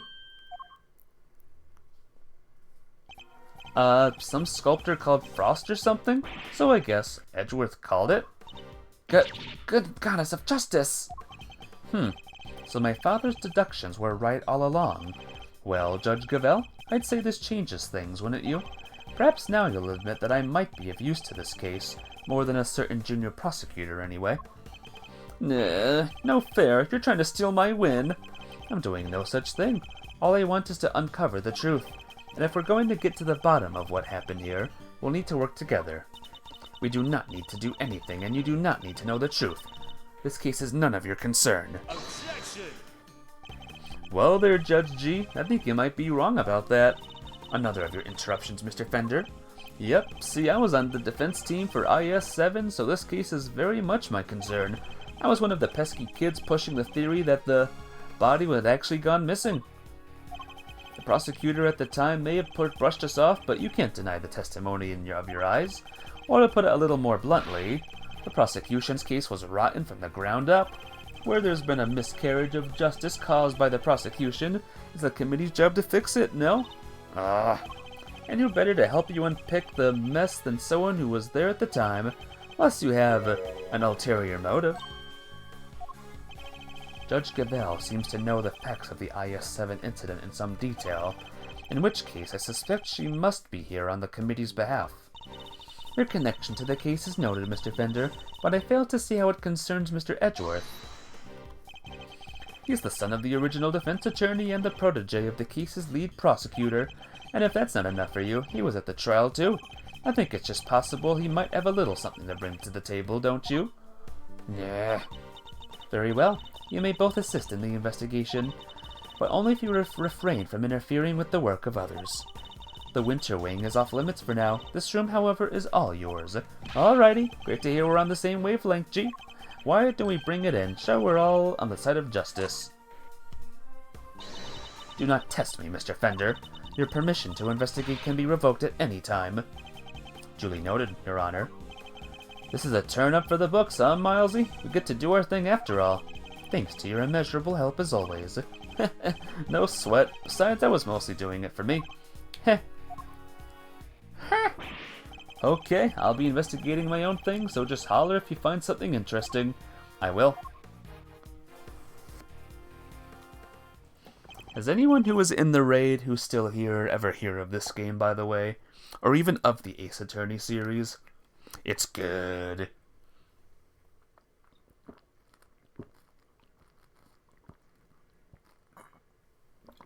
It's really good. Really fun, really awesome. Some of the best storytelling you'll ever see in a visual novel-like game. Well, okay, shall we? Heck yeah, let the investigation commence. We're still unclear on two key facts. How Mr. Frost's body came to be where we found it, and the source of the Ubi. You're right, we need some more intel. Let's focus on the Ubiquium first and foremost. It's used in stuff like dish soap and paint, right? Correct. It's also bright red in color and has a distinct minty fragrance. Okay, sounds like we know what we're looking for. Whoops. I wanna go in this room. In this room. No? Okay, fine. Let's go as being treated. Hope he's alright. You got some questions that need answering as soon as he wakes up. Since there's no way of knowing when that might be, we should explore other avenues in the meantime. Alright, we have a lot to explore. Like the tea set. Mr. Bound's tea set is laid out neatly on the serving cart. The pamphlet says the gallery is famous for its tea. Oh, got an email. Spam mail. Understandably so. The cup we were given was delicious. Looks like all of this stuff was designed by Mr. Frost. Interesting. In that case, I think we'd better take a closer look. So what I want to know is, how is a body that was, like, dead for 17 years still, like, here in, like, very good, perfect condition? What's going on here? So this dishware was made by Artie Frost. Looks very fancy. Oh, it is. I'm willing to bet that this set can fetch something in the thousands of dollars. So let's try not to touch any of it unless we absolutely have to. Well, stuff's really worth that much. Stop it, Kay. I can see your eyes lighting up. Miss Bound must really be a fan of Mr. Frost, like Fender said, to still have this. Alright, got the teapot. Hey, Edgy! What is it? You be careful with that teapot, you hear? Why is Larry so concerned all of a sudden? Judy, you're dead. Except you're not dead, actually. You're not dead for some reason. Honored guests. I can pour you a cup if you'd like. Miss Bown. Ah, it's Judy. I'm good, thanks. No tea for me. You two knock yourselves out. Thank you for the offer. Yes, why not? A quick break won't hurt. 2 cups coming right up.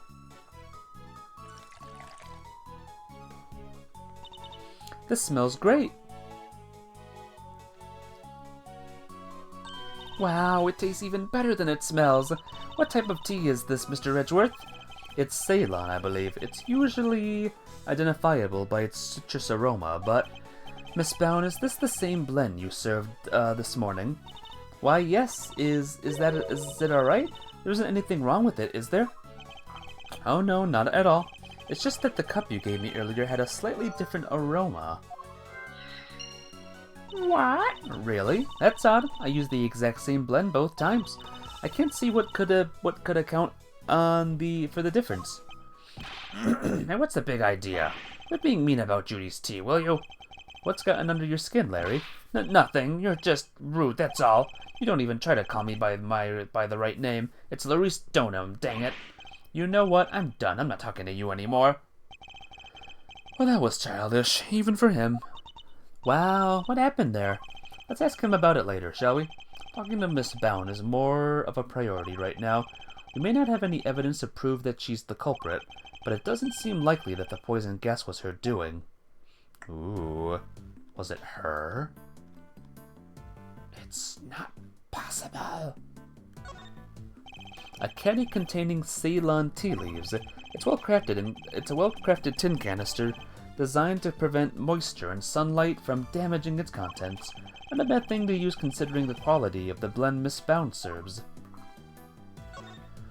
The tablecloth draped over the cart is pure white and completely spotless. And it's just waiting for me to grab it by the edge, clear my mind, and whoosh! Okay, I cannot stress enough how bad of an idea that would be. Aw, come on, what's the worst that can happen? Even if it does go all sideways, we'll just wind up with a cool tea-colored tie-dye. Yes, well, I'd rather it remain white, plus I don't think Miss Bound would appreciate us meddling with it. Really, but there's so many other colors that would totally work. Pink, sky blue, tea leaves brown. Tea leaves brown, my favorite. My favorite. Well, that's enough of that. What is this crap on the ground, by the way? From the color and aroma, I'd say this is a puddle of spilt tea. And look, there's a small chunk of ceramic on it. There's that pH again. I guess somebody must have broke something. I know that insignia, and a certain high-strung somebody just might know a little something too. Hey you. Buddy. Hey buddy. Hey there, Malzarino. What's the situation with the investigation? Things are progressing. I think a fuller picture of what happened is beginning to emerge. Good to hear. I guess I better step up my game too then. I'm gonna present this. I think I get it. So this is it, huh? The key to unraveling this whole mystery. Yes, perhaps. Great, you keep hold of it then, yeah? Quickly now, back in your pocket it goes. I guess he doesn't think much of it. Okay, so, you don't know it after all. This case seems to have a lot in common with the incident from 18 years ago. And how? It's got the lot, melting statues and the winter wing and even the murder victim's wet body. How did nobody even ever figure out that the body had gone missing? Frost had no family apart from his son. And, well, the kid kind of vanished. Nobody's seen him since around the time of the incident. Gusto's son, too. Him and his best pal from school both just up and disappeared. What? And they were never found? Gusto's boy wasn't, not as far as I heard anyhow. Guess Frost's kid turned up in the end, though. He collected his inheritance at some point. But yeah, with no family around just after the incident, Frost got no funeral. No, nothing. So no need for the police to release the body, and no need for anybody to find out they didn't have it. They filed their fake autopsy report. Nobody was any the wiser. Well, almost nobody. Still can't believe Mr. Von Karma would have stooped so low. Yeah. Low. Why is there a lift cart just sitting out here, out in the open? Guess somebody must have been moving something heavy. The top of the platform seems to be wet. You know, I've got a funny feeling I've seen this thing somewhere before. You mean like 18 years ago? Yeah, it's all coming back to me now. I saw it in Frost's room. He must have used it to move the ice sculptures around. It's one of those fancy numbers where you can change not only the platform's height, but even its angle. If you had one of these, you could move giant lumps of ice around no sweat. Cool. Oh, just think of the possibilities. I could really use one of these. Still doesn't explain what it's doing here, though. Bit of a head scratcher, but we should give it a think, yeah? Indeed. After all, it just might have something to do with our case. Okay. Let's talk to you. Where were you before you rejoined us here, Miss Bound? I had to go and tell our visitors were closed. Oh, and hand out a little something in apology. Was there something you wanted to talk to me about? Yes, a few things, actually. Not least of all, the fact that I think you might be the one who set the poison gas trap. The original ice sculptures melted 18 years ago, correct? How did you manage to recreate them? Oh, you know about what happened back then? In that case, you might also know I took pictures of them during the contest. I commissioned the creation of the set of replicas based on those photographs for this current exhibit. But why go through the trouble of creating replicas? Mr. Frost's Zodiac series was his greatest unfinished masterwork. Wanted to see it completed at last. Or rather, recompleted. It was my fault that the original set melted in the first place after all. I see. And is there any particular reason why the winter and autumn wings look so similar? Oh my, you really think they look alike? Perhaps I used some of the decorations from one and the other by accident? She's clearly lying, but I don't have the evidence to prove it just yet. Well, how about... Oops, this lift cart. I heard it was in use for 18 years ago, too. That's right, it was in another room earlier until I brought it out here. It's very useful for moving large, heavy objects around. But why is it wet? Was it used to carry something wet? Whoops. Whoops! The hunt is on. The truth will come out. But I don't know. What's that about? Ping! I guess we're going to find out. Have I inadvertently stumbled onto the set of Cake Crimes the musical or something?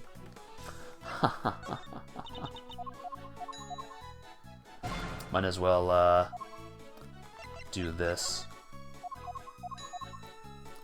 Since there's unknown things we can present to these peoples now. So, give me a second, lads and lassies.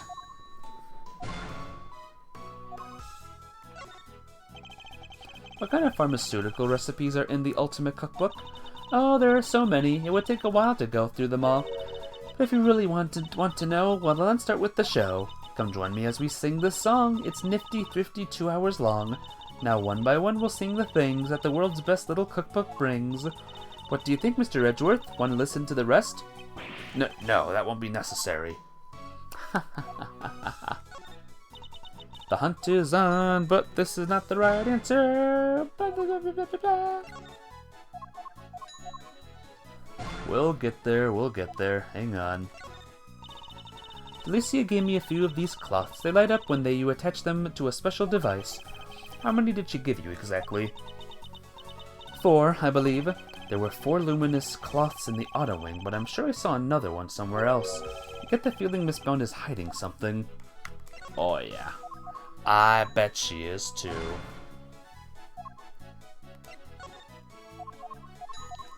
I bet the hunt to catch her is on. You are a very successful actress, Miss Bound. Why did you decide to become a gallery owner? You know, the two things don't feel all that different to me. Movies, musicals, confectionery, sculptures, art, they're all the same, really. They all have the same aim in mind, to evoke an emotional response. That's what all artists strive for. So is that what Larissa's striving for, too? Let's get one thing straight. Try as Larry might, a fancy name does not an artist make.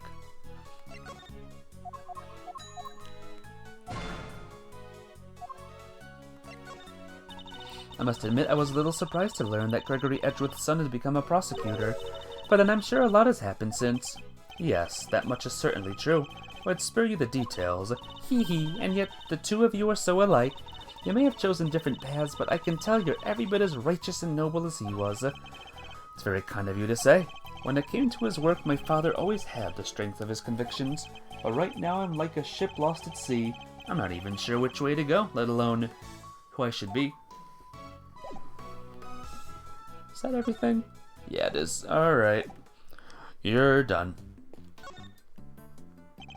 It seems the police have already removed the body, but why did the body of a victim from 18 years ago turn up in this fountain? And why wasn't it all rotten and stuff? Did it slowly shuffle its way here? Need I remind you that zombies aren't real? It seems likely that the body was preserved somehow. Really? Is that even possible? Hey, Mr. Forensics guy, anything to report? Yes, ma'am. Traces of both UB and SV have been detected in the fountain. I'm gonna say they were probably carried there by the stream from the autumn wing. In addition to those two chemicals, there's also a large amount of sugar. The composition of the sugar is being analyzed as we speak. There's sugar in the fountain? What would it even have come from? The body's been taken back to the lab, sir. Autopsy's underway. And how's the rest of the fountain looking? Rather beautiful, actually, sir. The water's crystal clear and kind of soothing. Almost as if there wasn't a body floating in it not too long ago, Hello there, dearie. Still investigating away, are you? Found anything interesting? No, dearie. Well, nothing much anyway. Silly girl, that wasn't a dearie moment. That was more of a lambkin. Sweetheart's for when you're being sympathetic, of course, and treasure is for when they're in a tiz. Love is for people you're not that keen on, and petal you use when you're trying to get someone's attention. Wow, I didn't realize there were so many rules. Mr. Edgeworth, Petal, I hope you're getting all this down. Don't even try it, Kay. Oh, dearie me. Well, not her.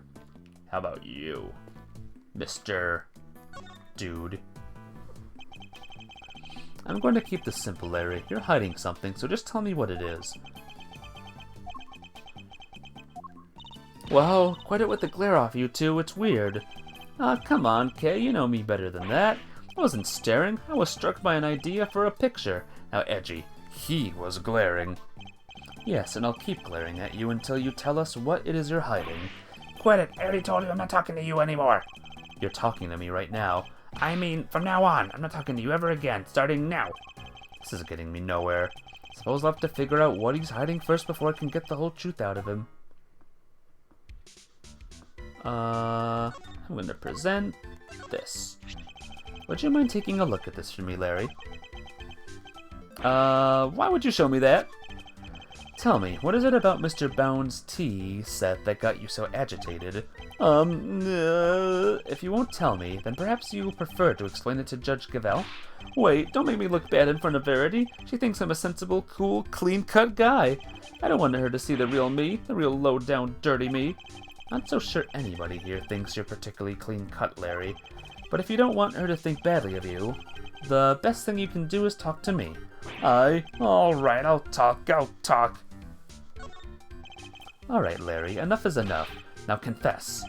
Is there any way to treat your best friend, Edgy? Is this any way for you to treat yours? By lying to him? Hiding things?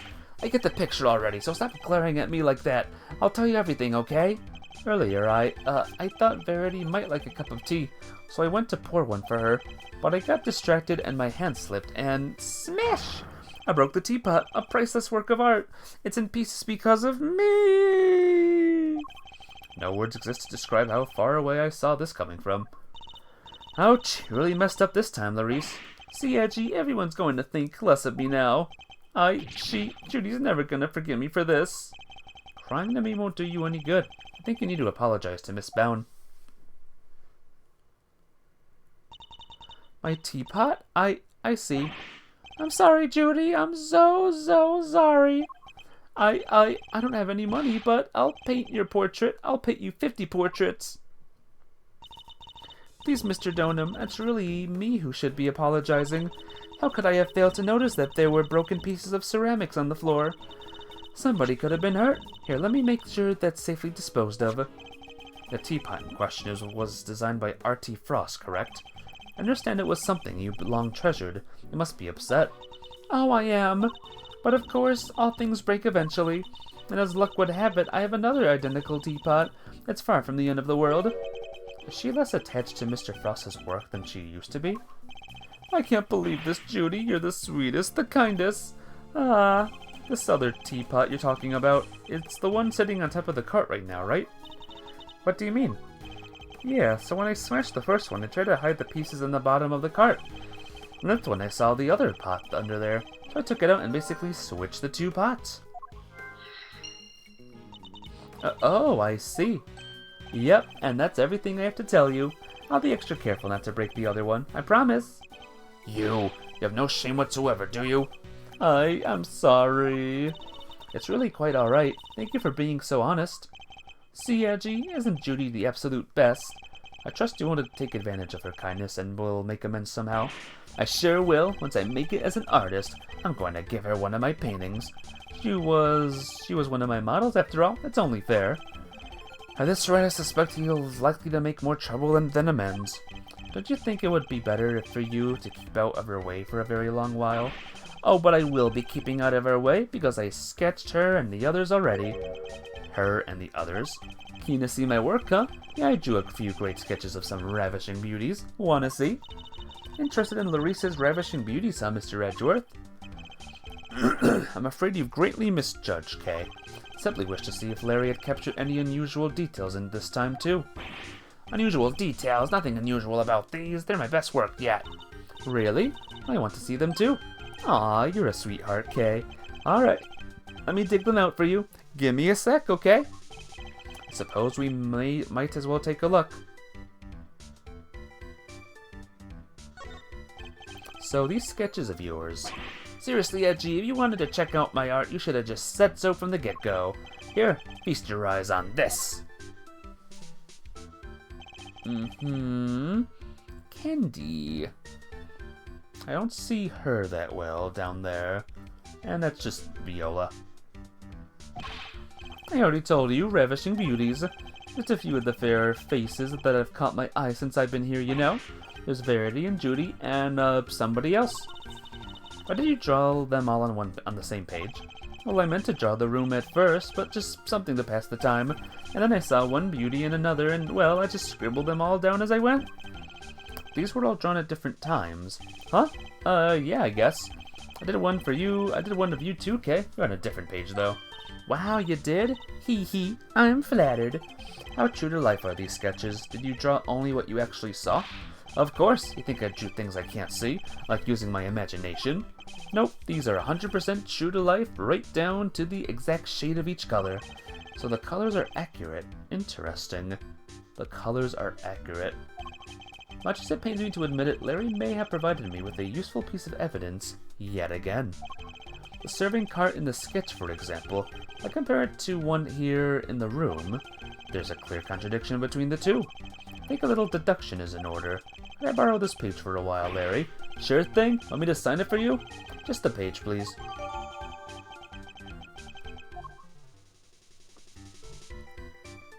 Alright. Cart is white, but the cart in the picture is blue. Okay? Okay, guys? You understand? Anyone who's here?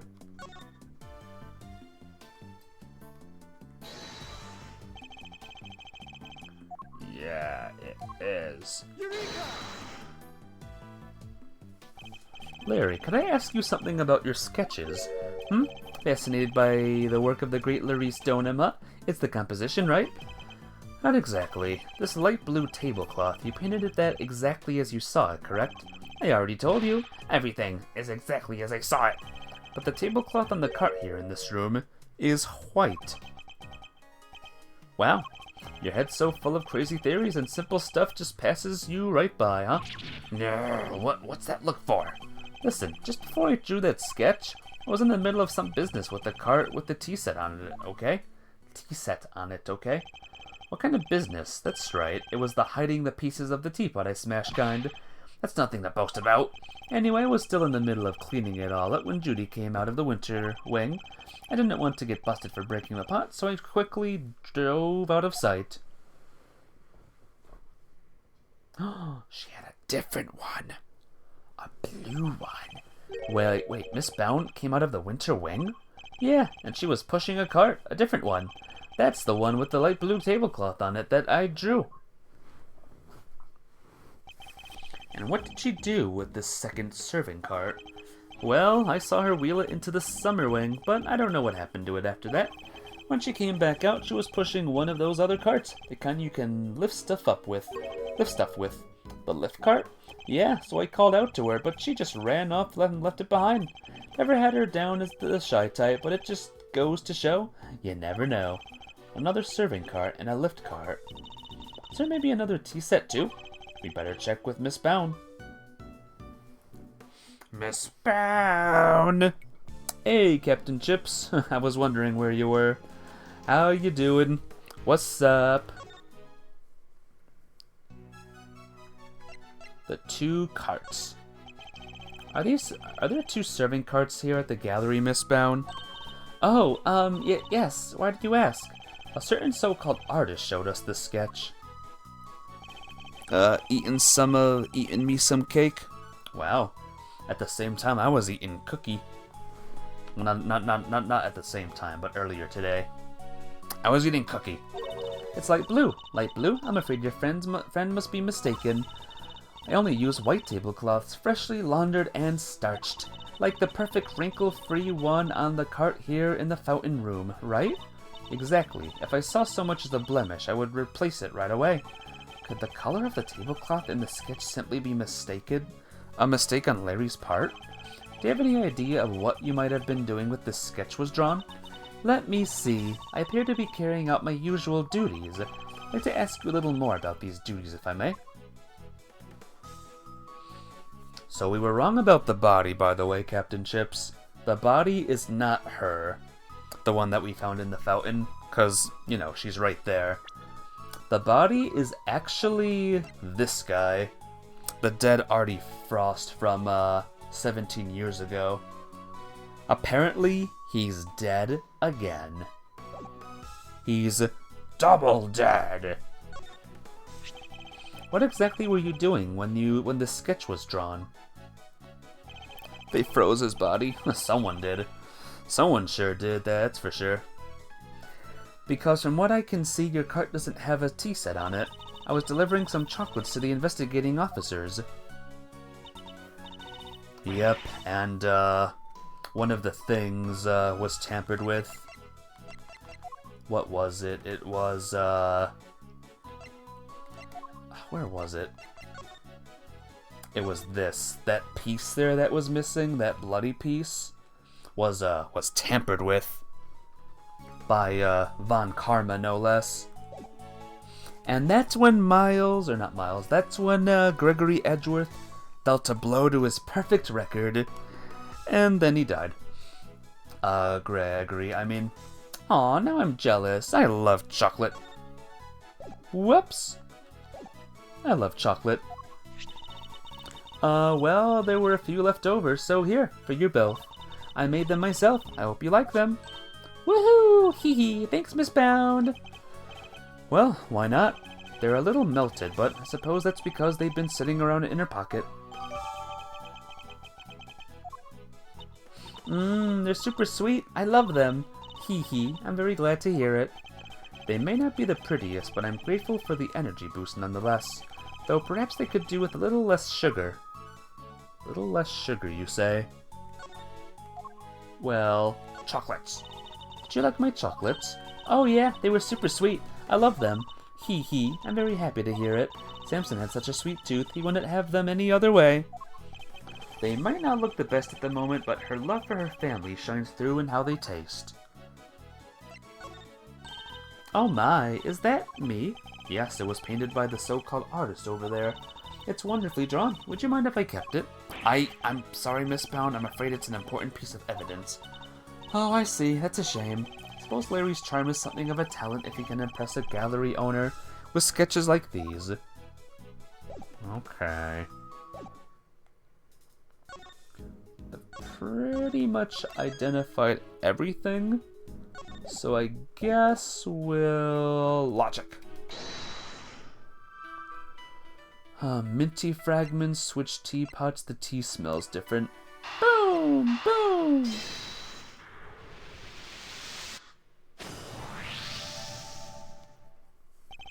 I suspect the difference in aroma we noticed is due to the teapots having been switched. You do? I can see what else it could have been. I can't see. The tea itself hasn't changed. Why don't we ask Miss Bound just to be sure? Miss Bound, the difference in aroma we noticed, do you think it could have been because of the different teapot? I suppose so. My cup just now had a subtle minty scent, rather like uva tea. Oh, I just remembered. I made some peppermint tea in the pot only yesterday. That must be where the minty aroma is coming from. Could that really be it? Well... save the game just in case it's wrong for some reason.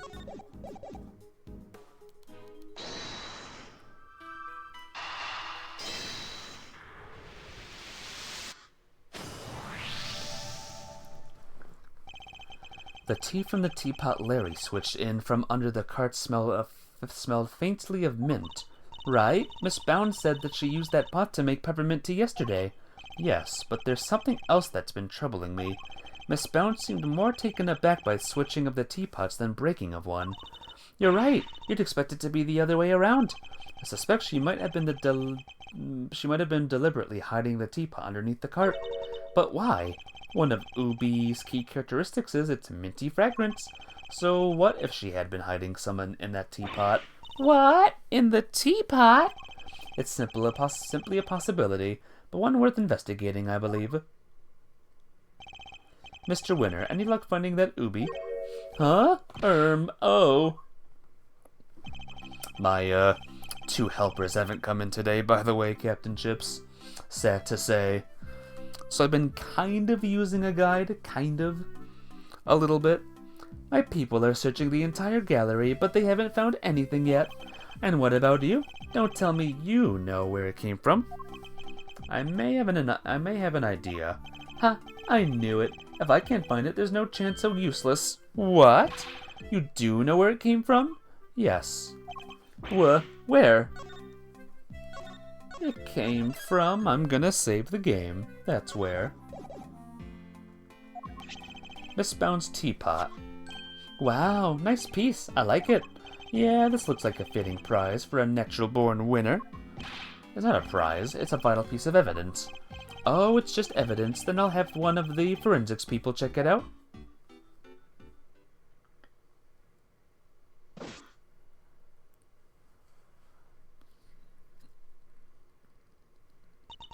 Mr. Edgeworth, is there some sort of problem with my teapot? Possibly. The minty fragrance was noticed coming from it. I think it just might be the scent of one of the chemicals used to make the poison gas. But Mr. Edgeworth, surely you don't think I had anything to do with that? I'm afraid I do. The method used to create the gas would have required considerable preparation. Nobody would have had the time or the opportunity to set that up except you. That's not strictly true. It took around a week to get Zodiac all ready for the exhibition. There were all kinds of people coming and going through here during that time. Delicia for one. So you see, I'm not the only person who could have set it all up. Miss Scone is on our radar too, of course. You needn't worry about that. And besides, I wouldn't know the first thing about making poison gas. So even if you did find some ubi in my teapot, I wouldn't have had any idea what to do with it. But I suppose we should see what the test results say first. Miss Bounce claims she doesn't know the first thing about making poison gas. Need to find a way to prove that she's lying.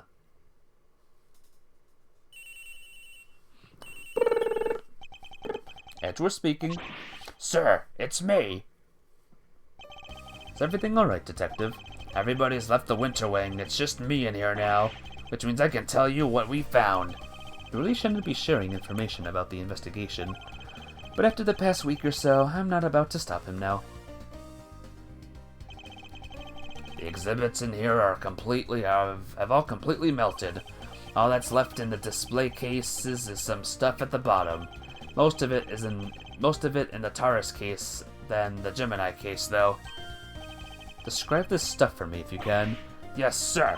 It's like a pale blue liquid. I have the lab results run some tests just now. The sample from the Taurus case just had a bunch of sugar in it, but the one from the Gemini case had 3 different substances in it, which were sugar, salt, and blood. Blood? What are the salt and blood doing in that Gemini case's sample? Can't imagine whose blood it could possibly be, but I'll get it tested right away, sir. Please do, Detective. Oh, I also spoke over the radio with the forensics guy working the fountain room. He said that he just got word the sugar they found in the fountain matches the sugar in the pale blue liquid. I see. That might well prove to be a significant development. Anything else to report, Detective? Yes, sir. We found one of those light-emitting devices here in the Winter Wing, too. There were a few of those being used in the Autumn Wing to disguise it as the Winter Wing, as I recall. It seemed that the equipment from 18 years ago is more than just for show. Need to talk to Miss Scone about this. Anyhow, I better be getting back to it. I'll let you know as soon as we hear from the lab about that blood. Yes, thank you, Detective. Was that Gummy? He seemed like he had a lot to say. He did, and all of it very useful. If I'm going to prove that Miss Bound's claims about who could have set up that poison gas trap were false, I need to talk to a certain somebody else who was here 18 years ago. Is it you? Miss Scone, I'd like to ask you some questions, if I may. Of course, dear. Fire away. Anything for you, Milesy Smilesy, and dear sweet little Tooth Decay. I'd appreciate it if that was the last time you called me Milesy Smilesy. I'm not a fan of Tooth Decay either.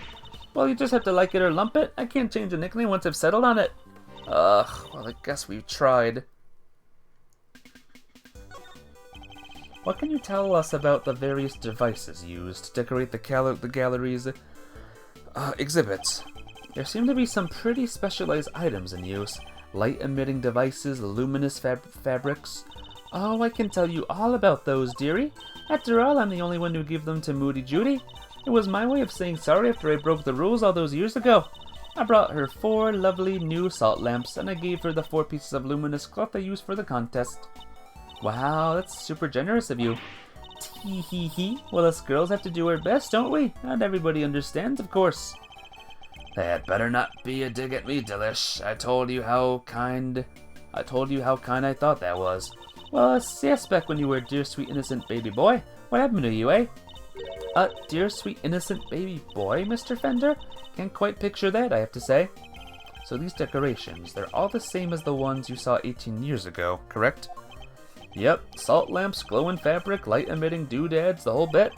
There were 4 luminous cloths in use in the Autumn Wing. But I'm sure I saw another one somewhere. I'm not lying. Oh, it's in my bag somewhere, I'm sure of it. What is she looking for? That's not it. And that's not it. Huh? That cloth looks familiar. Maybe I should jog her memory with something so Miss Scone will tell us more. But first, Miss Scone, you're something of a specialist. How might somebody learn to make the poison gas that was used in the attack, Any ideas? Well, any pharmacist who's ever handled Infesticide Ultra would know for a start. After all, it says right here on the label, do not mix with products containing Ubi, ever! But what about a layperson? It's unlikely they'd know, wouldn't you say? I suppose so, yes. Unless they had a nose through the Ultimate Cookbook anyway. The prize from the contest 18 years ago. Recipes for making Infesticide Ultra along with that not mixing with Ubi a bit is there, you know. Ho ho. So you're familiar with the contents of the book? Oh yes, dear, I know it inside out, because I worked for the Tangaroa group, you see. We're the company behind Cold Killer X. I'm sure you've heard of it. Cold Killer X makes a grand return. Wow! Cold Killer X fights back sniffles and sneezes with ease, apparently. After Sammy Poople was found guilty, the company took custody of the book, but they only grant their most trusted people access to it, of course. Which means Miss Scone is one of these elites, I suppose. Hey, you. Luminous cloth. You had a piece of fabric like this in your bag, did you not, Miss Scone? Albeit a somewhat grimier one. Grimy? How rude. You won't get people to cooperate with your little investigation like that, young man. Shall I call it a dish towel, then? Perhaps you used it to wipe up some sort of spillage. A spillage, he says? The cheek. That's a piece of highly specialized luminous cloth. Oh, I probably shouldn't have told you that. I think I'd like to know a little more about this highly specialized luminous cloth, if you don't mind. Yeah, tell me more. Why didn't you want me to know you had a piece of luminous cloth in your bag? Oh, well, I suppose there's no point hiding it now, is there? If you must know, I fished it out of the fountain. It was right before they called me into the autumn wing. So Larry's sketch of Miss Scone is of when she was trying to retrieve the cloth. At first I thought it was one of the ones I'd given Moody Judy. One of the 4 you'd given to the gallery, correct? Exactly, but all 4 were being used in the autumn wing, weren't they? So I realized it must be the one that went missing all those years ago. I'd already had my Infesticide Ultra pinched and used to make poison gas. One of my cloths turned out to have been used in some sort of dastardly deed too. Well, I was going to look guilty as sin, wasn't I? So I kept it hidden in my bag and hoped for the best. I see. Oh, it doesn't feel good to get it off my chest, though. Or it does. Stress is no good for the complexion. So the cloth that disappeared 18 years ago, the one that the victim was wrapped in, just happens to reappear in the fountain at the same time as the body.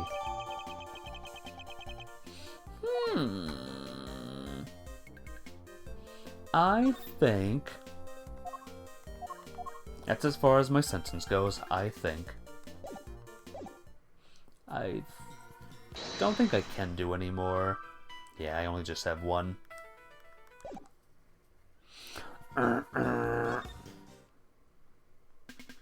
Alright. I'm kind of running out of, things to present, to be honest. Oh, you really do carry some cute rubbish around with you, don't you, Milesy Smiles? What I could do is cover it in whipped cream for you, then sprinkle a few... There'll be no need for that, thank you, Miss Scone. Oh, those are Moody Judy's chocolates, aren't they? Oh, but dearie me, they're all a bit melted. You're supposed to eat them before that happens, you silly Billy. Actually, they were already like this when she gave them to us. Maybe she was taken in by your sweet face and became all hot and bothered, huh, Milesy Smiles? Kate Faraday, I'll thank you never to call me that again. Ha ha ha ha ha. Oh, you really do. You wonder you can make a lamp out of rock salt. Of course you can, dear. We wouldn't want to get it wet, but it's fireproof and ever so sturdy. Sturdy enough to make for a surprisingly good murder weapon, in fact. Yeah. We know that the bulb in this lamp probably broke because it was used in the murder. But then, what happened to the other one? Whoops. Oh, look at that! A picture of silly old me? That's right. You seem to have caught the artist's eye. Me lovely Larry's Lampkin. I'll have to have a word with him and say thanks. Well, I'll be glad to introduce you. And there's the evil smirk. Ha ha ha.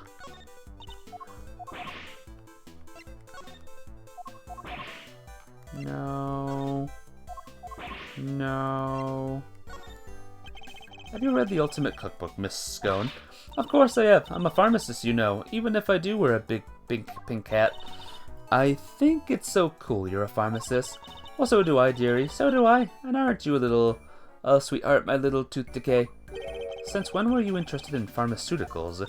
Shh, I'm working my magic, Mr. Edgeworth. Buttering her up so she'll do what I want. Anyway, Miss Scone, Delicia, was wondering if you could maybe... No? How many times do I, you cheeky little imp? Once your main name's decided, I can't change it. Dang, so much for the cheeky, sneaky approach. What kind of great thief am I? Not a very good one. Teapot. Cheap viewers on ... Yes! Flip yeah, bro. It's true, dearie. I don't know how to make poison gas, or I do. But the fact that somebody knows how to hold a gun doesn't mean they shoot anybody now, does it? I'm not accusing you, Miss Scone. She's right, you know. Just because I'm a great thief, that doesn't mean I can't do good. Exactly, dear. And just because I'm a confectioner, that doesn't mean I can cook. Surely that only applies to fake confectioners.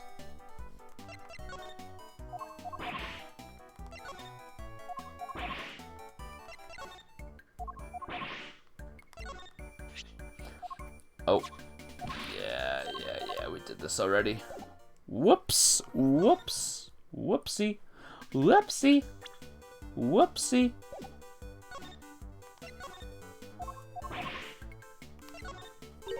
Hold on, that badge of yours. It's not the same as Gregory Peg Legs. That's right, my father was a defense attorney. I took a different path. Oh, I see, it's like that, is it? Well, I suppose it's to be expected at your age, dearie. Once you've grown up a bit, I'm sure you'll start to appreciate your old man a little more. Everyone goes through a little rebellious phase. Lord knows I had mine teehee. My career path is not the same result of some adolescent phase, Miss Scone. Well, nothing new, so I guess that's the end of that conversation. The door here is marked with a nice autumny looking tree, and yet it leads to the winter wing. Suppose it's all part of the deception. I could steal the leaves if you like, make things a little more wintry. You could better leave them alone, Kay. What about you two? Don't think you've gotten away with anything, Mr. Edgeworth. I'll be reporting your actions to the committee. Do whatever you need to do, Judge Gavelle, and we'll do the same. You are the stealth-style great thief, correct? Mr. Edgeworth's association will speak with such a character. Be of interest to the committee too, of course. Go ahead and report me to your stupid committee. I'll be the toast of the thieving community. Looks like the Judge Gavelle will have to think of some new threats if she wants to intimidate Kay. Ha ha ha. Do you mind, Mr. Winner? You're in my way. I do mind, actually, and I'm not going anywhere. You'll just have to go around me. We'll just thought you'd move to a better spot, is all. What better spot? I demand you show me it at once. Is that really all it takes to make you do whatever we want? Nope, all of this is the same. I think there's nothing new here. Maybe.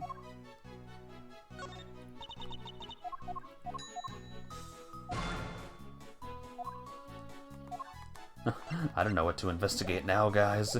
I've pretty much seen everything. Yet the game is still going. It's a man with a moon-shaped head and a woman with a sun-shaped head. The man's got a real pain look in his eyes, though.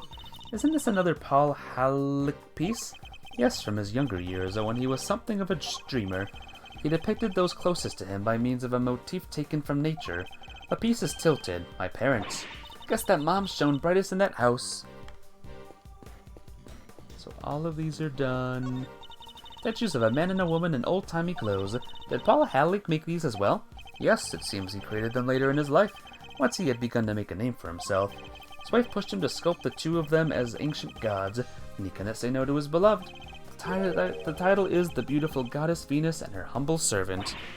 Wow, Talk is putting your goddess on a literal pedestal. Just checking. Yeah, nothing here. This place is done. Done, done, done. Are you done too? Oh. Tell me, Fender, what kind of person is Miss Bound? Huh? Wait a minute. Don't tell me you've got a thing for her, Milester. I do not. Chill, chill, I'm just yanking your chain. Anyway, what can I say about Jude's? Well, she's a real brave trooper for one. What else do you call someone who waits around for 18 whole years like she has for Samson? Even after his extended family kicked her out of this place. What? They threw her out? Yep, Jude's wasn't technically part of the family, so there was nothing she could do. She had nothing, nobody, and no job after Samson took the fall. So she had no choice but to take what he taught her and make her own way in showbiz. She's retired from all that now, though. Yes, why did she retire? She'd finally made enough to buy the old place back. She even got the ultimate cookbook back from the Tangaroa group after they basically stole it. Guess this place and everything to do with it was all she ever cared about. She wanted it back, all of it. Fender seemed very sympathetic to Miss Bound's plight, but from a less charitable perspective, she has, in a way, taken everything on Mr. Tangaroa's for herself. Do we have our person, guys?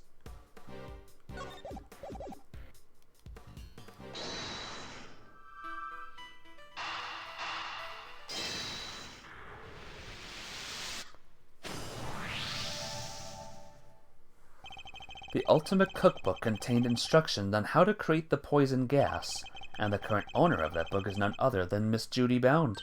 No way! You mean... I'm afraid I do. Miss Bound would have been perfectly capable of setting up the gas trap. Finally, we can prove that she's been lying to us. Yay! So does that mean she's the cause of everything? Like everything? And that's that. All that's left now is to await the results of the test on the teapot. To be continued.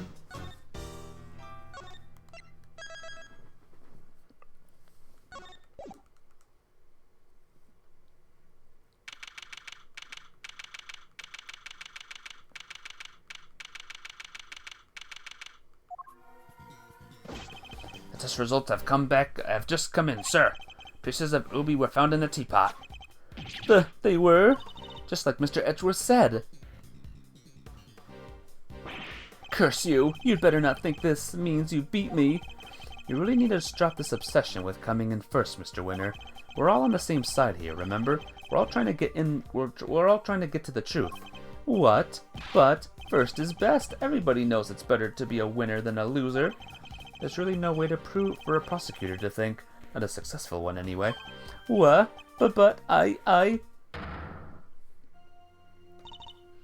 Enough, Mr. Edgeworth. Please refrain from taunting the boy. Ignore him, Eustace. He isn't worthy of your attention. But Gavel? Oh, all right. Why don't I take care of things here for now?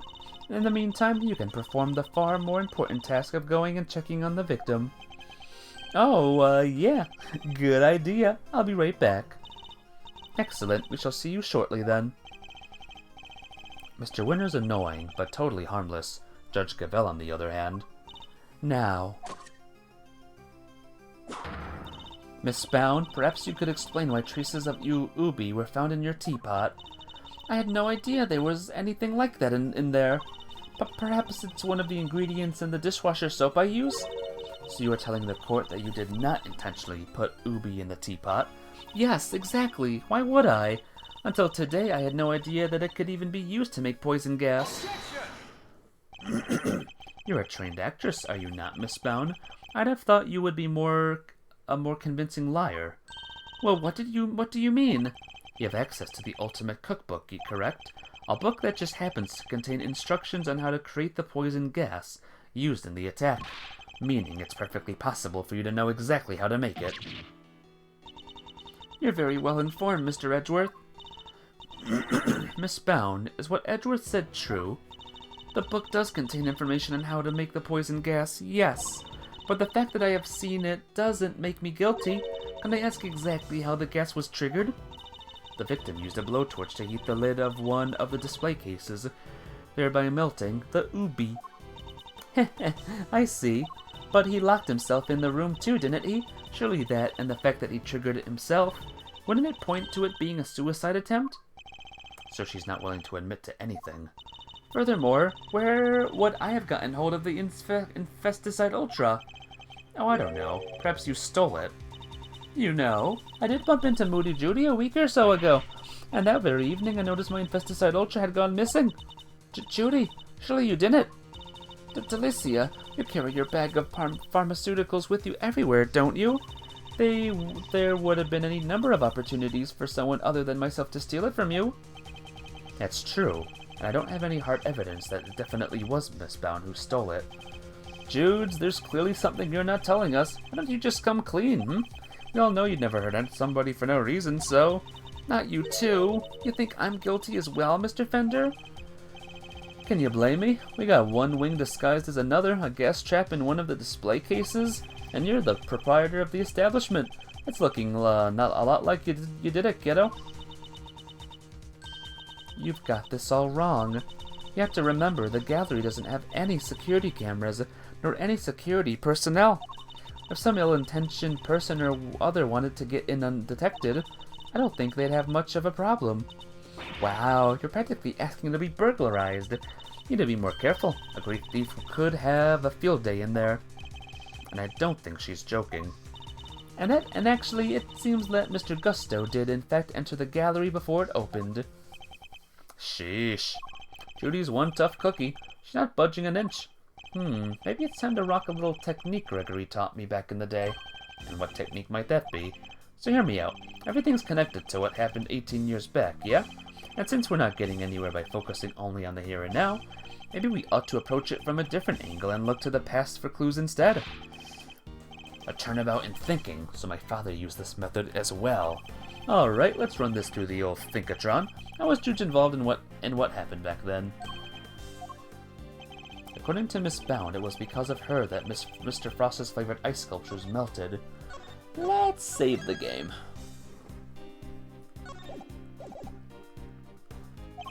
And yet his sculptures are here on display at this very gallery today. Is it possible that she... Thank you, Fender. I think I know what I need to ask Miss Bound now. Don't thank me, thank your pops. Now take it away, Milesy. I'll grab the popcorn.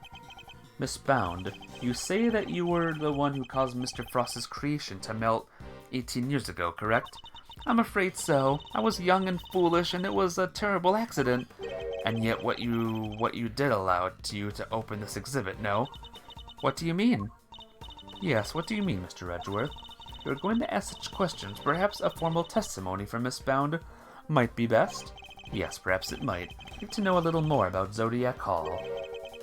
And about why Miss Bound decided to dedicate this space to Mr. Frost's works.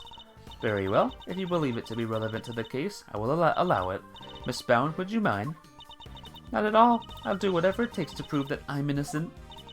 And please, if you could give us some background on Zodiac Hall and the pieces on display here.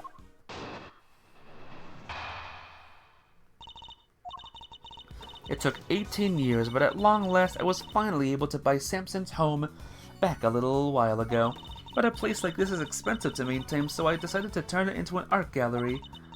To that end, I collected as many Paul Halleck pieces as I could from around the world, because if I'm honest, it's always been something of a dream of mine to open a space dedicated to his work. Alright, nothing obvious here. Thank you for your testimony, Miss Bound. How wonderful it is that you were able to fulfill your dreams. While Mr. Edgeworth, everything seems entirely above board to me. Judge Gavelle, that was simply the witness's preliminary statement. As you surely know, the value of that testimony cannot be evaluated without due cross-examination. Ha ha! Spoken like a true attorney. Very well. You may do what you must. Here we go, guys! It took 18 years, but at long last I was finally able to buy Samson's home back a little while ago. Hold it! 18 years? You must have gone through a lot to buy it back, Miss Bound. This home, this place, such memories abound. I couldn't stand to lose what I had found. Samson, I did what I had to do to see that home was waiting here for you. How does she make it look so easy? I'll say, but I wouldn't expect any less from a trained triple threat performer. You could continue with your testimony, Miss Bound, minus the singing, if you please. But a place like this is expensive to maintain, so I decided to turn it into an art gallery. Hold it! You managed the gallery by yourself, Miss Bound. Yes, well, we only opened today, so I haven't done much actual managing yet, but I have to keep the mansion going. Can't have it falling down around my ears. Samson could come home any day after all. She really got the house back for him. I'm so sorry, Judy. I wish I could have done more. Oh, you've done plenty, Mr. Fender. If anyone should have done more, it's me. Even if the only thing I can do right now is to keep this place safe for Samson. To that end, I collected as many Paul Halleck pieces as I could from around the world. Hold it! Paul Halleck. That was Mr. Frost's pseudonym, correct? Yes, he adopted it while he was working as a sculptor in France. I see. I'm curious about some of the pieces in your collection, more specifically, how you were able to acquire the Taurus and Gemini sculptures. It was my understanding that Mr. Frost died before he could complete them. Yes, I was able to create replicas for the Winter Wing based on the photos of the sculptures he made. Really? Perhaps you could go into some more detail on that. Because if I'm honest, it's always been something of a dream of mine to open a space dedicated to his work. Hold it! Tell me more about this dream of yours, Miss Bound. Well, what I really wanted was to open a gallery with Samson, of course. A gallery of dance, a gallery of song, a gallery of gainty and candy all day long. That was the idea anyway, and here I thought art was to be appreciated in silence, unaccompanied by musical numbers. Alas, Miss Tangaroa's transgressions against the edicts of the goddess of justice, and as such that part of your dream may go permanently unfulfilled. No, Samson he's innocent. That awful prosecutor refused to listen, but it's true. He never hurt anybody. Mr. Tangaroa gave a false confession in order to protect Miss Bound. The two of them really did what they could to protect one another, didn't they?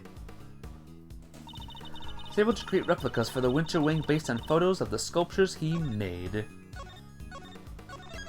Save the game, because maybe I'm guessing it's this. I'm gonna guess the pictures, because the strings are missing or something. I don't know. No. Let's press first then.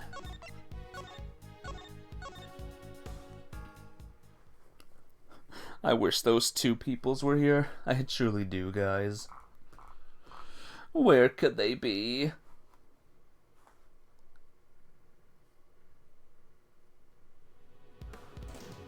Alright, let's press. Those photos you mentioned, you mean the ones you took in Mr. Frost's room 18 years ago? Yes, you certainly know a lot about what happened back then, Mr. Edgeworth. So those statues in the Winter Wing were just copies? You didn't even get to see them before they melted. No, the sculptures in question were definitely not replicas, which means that Miss Bound is lying. I know, it's such an awful shame, and after we went to the trouble to recreate them too. The sculptures in the Winter Wing weren't replicas, they're the very ones from 18 years ago. And to show her I'm aware of that, or I'll never get to the truth. I don't know. Time to guess the right answer. I'm guessing it's the last one, where we gotta present something. What's this? Maybe the case file? Nope. Alright. Operation, do each and every choice is a go. I would ask chat to help me with this, but I don't think anyone else knows either. Everyone is as not knowing as I am. I hugely doubt it's this.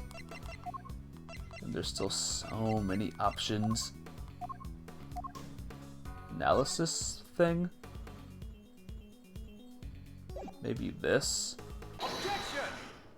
Yep. I'm afraid we're out of road, Miss Bound. No, not yet. Hang on.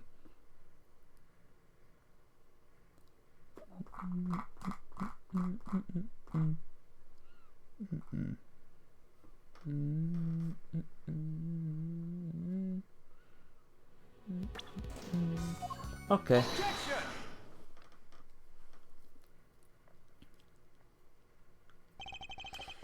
I'm afraid you run out of road, Miss Bound. You can lie all you like, but you can't deny the results of the tests conducted on the sculpture's remains, and those tests leave no room for ambiguity. What you had on display weren't replicas. They were the very statues Mr. Frost carved 18 years ago. Oh, I can probably help explain how they worked it out if you like, dear. It's the sugar, you see. You might think sugar is sugar, but the composition is actually very unique. Probably recreate the statues, but the sweet secret of their chemical makeup? No chance. Thank you, Miss Scone. Don't recall asking for her help, but still. To put it simply, the statues didn't disappear back then because they'd melted. They disappeared because you spirited them away and kept them hidden for these 18 long years. Ah! What? Just kept a pair of flavored ice sculptures around somewhere for all that time? It's not the most out there idea in the world, assuming you had a big enough icebox. quiet, all of you. Miss Bound, have you anything to say in your defense? So, you've already learned that much? Should I take them to mean you admit to having a hidden flavored ice sculptures in question? No, I admit to no such thing. You haven't proven that I was the one who took those statues away, and you won't, because it would have been impossible for me to do so in the first place. The police were already here when they disappeared. How could I have done it without them noticing? How indeed. I don't yet know exactly how you did it, but I'm far from ready to say that it was impossible for you to have stolen them away. You're a very persistent man, aren't you, Mr. Edgeworth? I am indeed, and I won't stop until I get to the truth. I see. Then I'd better tell you exactly what I did the day 18 years ago.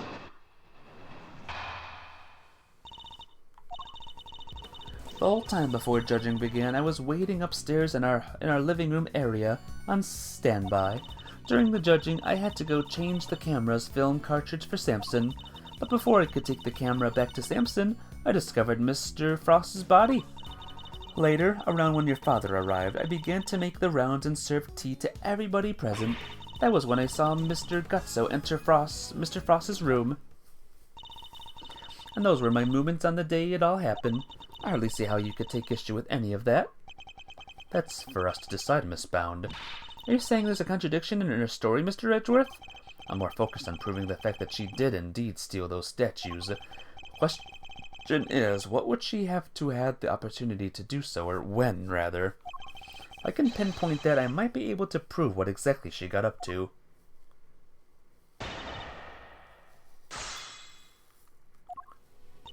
The whole time before judging began, I was waiting upstairs in our living room on standby. Hold it!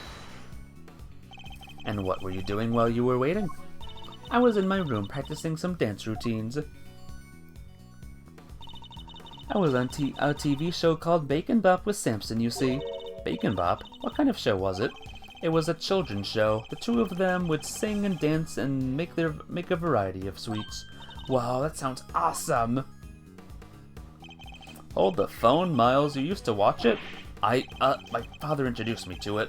I may have watched an episode or two. So Miss Bound passed the time before the judging began by practicing her dance routines. Was the moment when Miss Bound stole the sculptures?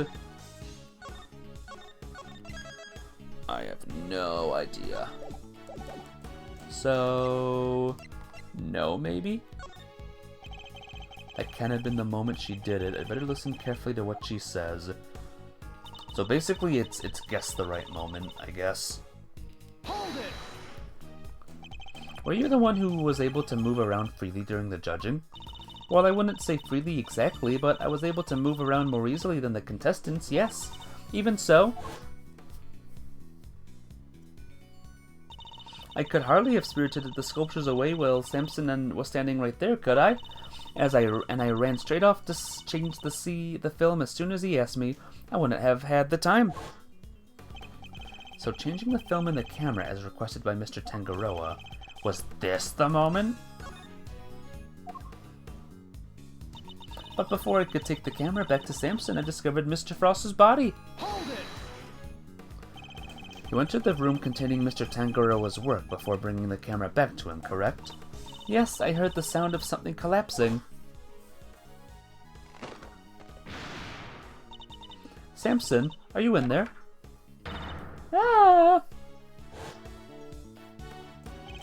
The sound of the chocolate chip falling over after a certain someone took a bite out of the supports. And Miss Tangaroa was still in Mr. Gusto's room when you found the body? Yes, I'm fairly sure that was the case. He was judging each room in order, and he likes to take his time. The point at which he discovered Mr. Frost's body, was this the moment? I mean... there was no one else in the room. Or maybe there was someone else in the room, I don't know. No, she found the body, so maybe not. I don't know. Later, when your father arrived, he began to make the rounds and serve tea to everybody present. Hold it! Just as you said today. Yes, I went around and offered everybody working on the investigation a cup of tea. Present company included. Remember it well. You were here, there, upstairs, downstairs, everywhere with that little card of yours. Interesting. And did anything strike you as strange around that time? Oh yeah, Gregory was singing the praises of Judy's tea, and I think he mentioned his saucer was cold. His saucer was cold? Ho ho. Was this the moment when Mrs. Bound stole the sculptures? Maybe it was the previous one then? Let's do yes on this one and just see what happens. Miss Bound, I believe this was when you stole the sculptures. I hate to contradict you, but the fountain room was full of witnesses at that point, Mr. Fender included, suggesting that I somehow got the sculptures out of Mr. Frost's room right under everyone's noses. That is precisely what I'm suggesting. Miss Bound stole those ice sculptures, and she did it by hiding them in here. By hiding them here. I guess under the thing. Take that!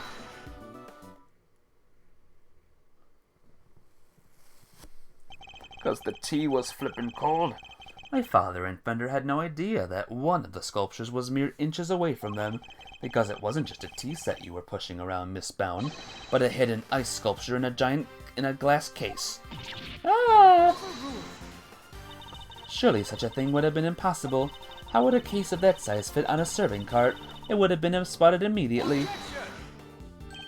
Who said anything about a serving cart? What? I'm not sure I follow, Mr. Edgeworth. What are you suggesting she used instead? Ah, damn it. Alright, to the guide, 'cause I don't know and I couldn't save, so thank you, game. Very nice of you. Very cool, very cool. Alright, give me a second. Give me a second. Let's see. How she would have stolen the sculptures. Present the lift cart. Lift cart, lift cart. This? Yes. Take that! Okay.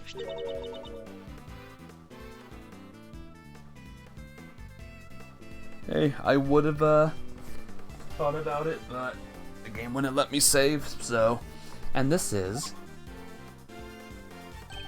the cart that Miss Bound used to move the flavored ice sculptures out of Mr. Frost's room 18 years ago. And it would appear that this very same cart is still here with us in the fountain room.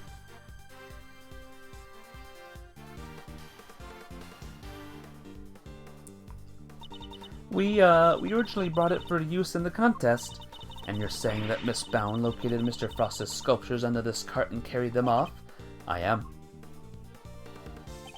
As you can imagine, all one would need to do is lay a cart on its side, add a tablecloth, and it looked exactly like a normal serving cart, thus allowing her to move the sculptures around freely. Can it be? Holy moly, of course! That's why those saucers were so chilly. They were sitting on top of a big block of ice. Judes, how could you? Impressive. Then, again, you are Mr. Gregory Edgeworth's son. I should have expected no less. There isn't a scrap of evidence that I stole the sculptures all those years ago. And yet, I knew that no matter what I said or did, I'd always be under a cloud of suspicion. So you admit it? You admit that you stole them from Mr. Frost's room? Yes, I do. I took those sculptures and their glass cases out of that room 18 years ago. As Mr. Edgeworth correctly deduced, I dressed up the lift cart as a serving cart to do it, and slipped in and out of Mr. Frost's room while I was going around serving tea to everybody. In the end, I'd removed not only the sculptures, but the flavored ice zodiac blocks as well. Zodiac blocks? I feel like I've seen them for myself before. There's a huge block of ice on display here. It must be incredibly heavy, though maybe not what with it being hollow on the inside. If the Winter Wing really is an exact replica of Mr. Frost's room from 18 years ago, then even though my father never saw them because they'd already melted, the Zodiac blocks must have been in the victim's room back then as well. When I had finished moving the 2 ice sculptures and the 2 Zodiac blocks out, I took 2 fresh empty cases to Mr. Frost's room and put them where the original 2 had been. Only the sculptures had been kept in glass cases, you see, to prevent them from being damaged. The blocks were a little more robust, so they had been displayed as is. As stated in the contest rules, we were responsible for providing all display materials, including cases, meaning it would have been easy for her to prepare those empty spares she swapped in. Mr. Frost's room contained quite a few other flavored ice works in progress. I figured if I melted them down somehow, the resulting puddle would look like it came from the sculptures. And that is how the sculpture from 18 years ago came to be in the winter wing today. I have to say, Mr. Edgeworth, that's quite the confession. Indeed. And I think she offered it so willingly because she knows there's nothing we can do with it. That's all I have to tell you. However, despite everything I've shared, you can't charge me with anything now, can you? What? How do you figure that? Oh my. I would have thought you might know at least this much given we're at a crime scene. I suggest you memorize the various statutes of limitations outlined in this book. Statutes of what? Doodle-doo. Simply put, Kay, prosecutors only have a certain amount of time within which they can put a suspect on trial for a given crime. Let's take a look. Let's take a closer look, shall we? Theft. 7 years from the date of the... Okay. Hang on. I want to read this completely. 7 years, separate time frames applied with regards to claims for damages. And for murder, 15 years. Statute is suspended should the suspect flee to a foreign country. Statute is suspended from the time of any accomplice's indictment to the end of their trial. I'm sure this is going to come into play at some point, and there's a lot of words that I don't know in this group of sentences here. Like indictment. I don't know what indictment is. Different for every crime. Murder 15, theft 7 years. Ah! Yes, Miss Bound stole the ice sculptures 18 years ago, so it's too late to have her arrested for that crime. I don't believe it. It's too late to accuse her of murder. Theft is a serious matter, especially when it involves the removal of evidence from a crime scene. However, as you yourself just pointed out, Miss Bound can no longer be prosecuted for her crime. Rendering your revelation rather pointless, wouldn't you say, Mr. Edgeworth?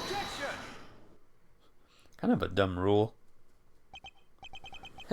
I wouldn't be so sure about that, for you see, the theft of the ice sculptures isn't my principal interest here. I find the body that reappeared 18 years after the theft to be of considerably more interest. Are you suggesting that I also hid Mr. Frost's body? I am indeed. But how do you keep a body hidden for 18 years without anyone finding it? By hiding it in a very unusual way. Oh, now this is interesting. Indictment. Well, why is it pronounced like that then, if it's indictment? Indictment? There's no C. Doesn't make sense. For some reason, you blame the French. Oh, it's the French. Means to be formally accused of a major crime. Oh. Oh, man. Too many big words. Are you telling me that you know where the body had been for all this time, Mr. Edgeworth? It's not such a big leap if you think about what Miss Bound has told us already. Let's just say it wasn't just flavored ice that she removed from Mr. Frost's room back then. Very well. If you are confident in this claim, let us put it to the test. Tell me, Mr. Edgeworth, where exactly was Mr. Frost's body hidden? In the ice, maybe? In the ice? Take that! A photograph of Mr. Frost's works, and of the victim's body, Your Honor. You will have to forgive me, but I don't see what you mean. Where exactly in this photograph is Mr. Frost's body? I'll show you. I just gotta save real quick.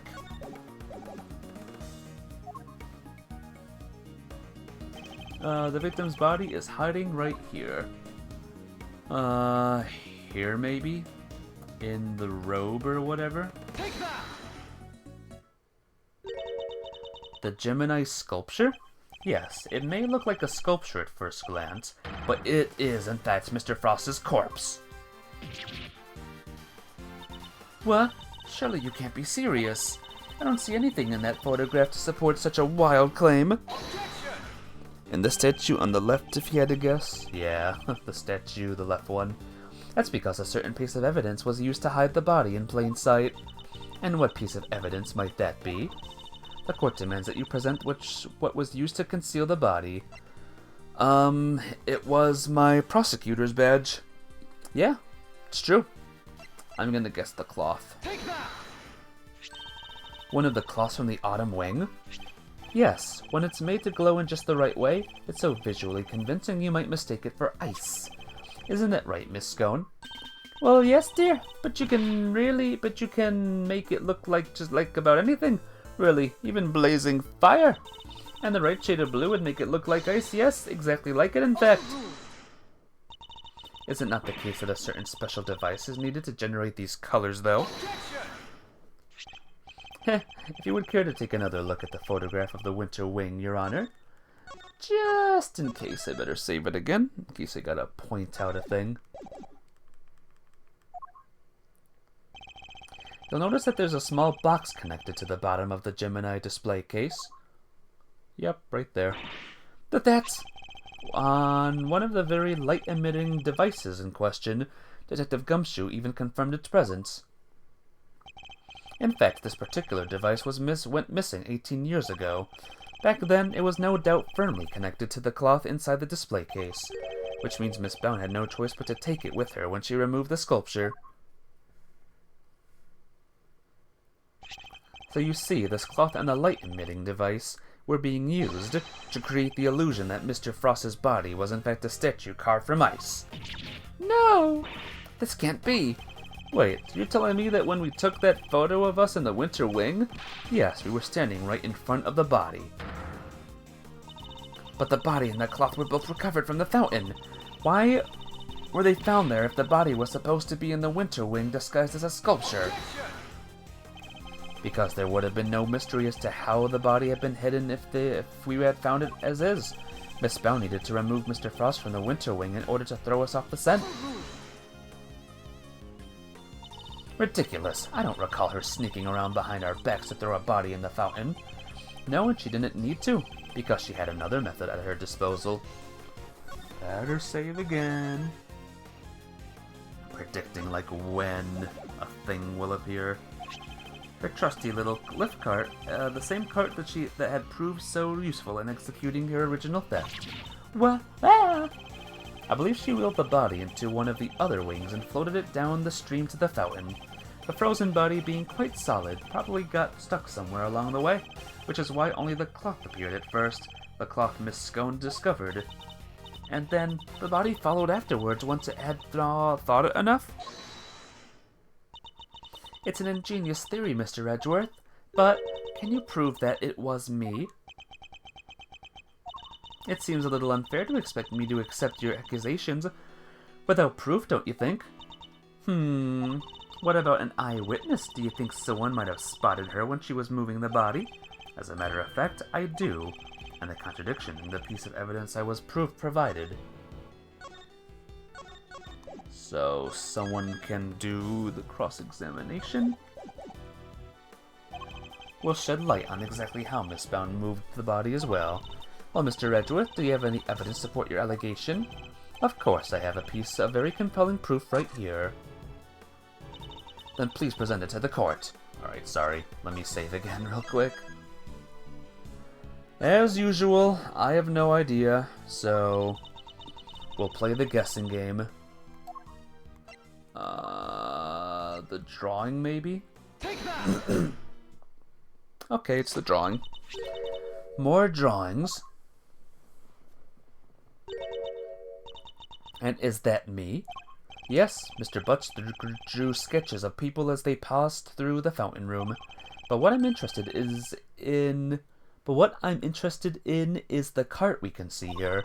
Miss Bound's serving cart? What about it? Heh, you don't see it. She's using the same trick she used 18 years ago. Ergo, we know that Miss Bound was busy moving Mr. Frost's body when this picture was being drawn. What? If I may, I don't see Mr. Frost's body anywhere in that sketch. All I see is a picture of me delivering chocolates to everyone. Really, then allow me to direct your attention to the color of the tablecloth, Miss Bound. I'd originally thought that Mr. Butts had made an error, but he assured me that that couldn't possibly be the case. This tablecloth appears to be light blue. Yes, a shade of tablecloth that Miss Bound doesn't seem to own. The cloth only appears to be light blue due to the body hiding just underneath. What?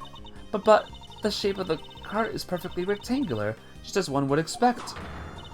Surely it would be immediately obvious if the tablecloth was being draped directly over the body. Not if the body had been placed inside one of its hollow zodiac blocks in the winter wing. Place one of those on the lift cart and it'd easily pass muster as a regular serving cart, wouldn't you agree? Goddess of Justice! Miss Bound, surely now you must admit that it was you who moved the body, just as you did 18 years ago. Haha, I didn't expect you to deduce all that from a single simple sketch, but the sketch alone isn't really enough to prove your theory, is it? Heh, you needn't worry on that front. My case doesn't rest solely on Mr. Butts' artwork. Once you had disposed of the body, your serving cart became a simple lift cart once again, which is exactly what we discovered here in the fountain room. And without a serving cart, you had to find some place to put your chocolates. My chocolates? The ones I was handing out? As we saw in the sketch, you had originally placed them on top of the cart, but the chocolates you gave us came from your pocket. Oh yeah, mine was half melted. It was still super sweet and tasty though. Why did you suddenly feel the need to put the chocolates in your pocket, Miss Bound? It was because you no longer had a serving cart to put them on. That's why. Ah! One moment, please. You have explained what Miss Bound did with the chocolates in the lift cart. But what about the tablecloth? Where did it go? Indeed, if stashing the chocolates in her pocket was the only solution she could think of, I doubt Miss Bound had the time to dispose of an entire tablecloth. Well, Mr. Edgeworth, do you have an answer for me? Miss Bound didn't hide or dispose of the tablecloth, Your Honor. In fact, it's right here in front of us. Perhaps you would care to enlighten us? Yeah, I will.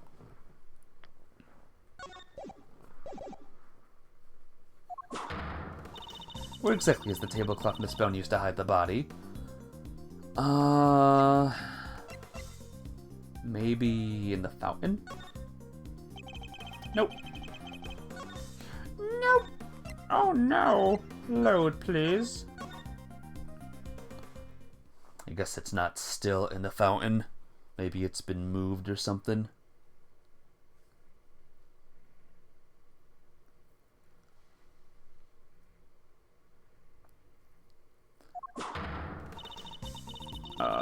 Yeah, it's on Miss Bound's person. I guess. Miss Bound had the tablecloth on her person and in plain view, in fact. In plain view? No, surely you don't mean... Miss Bound? It's the cloth around your waist, isn't it? And given that the zodiac blocks weren't kept in glass cases, that cloth would have been in direct contact with the ice. All we would need to do is all we would need do to confirm my theory is to test the cloth for traces of the sugar used in Mr. Frost's work. The game is up, Miss Bound. It's time to come clean. You won't need to test the tablecloth.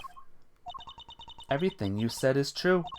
I stole Delicia's Infesticide Ultra, and I moved Mr. Frost's body. It was me. It was all me. Why? Delicia, I'm so sorry.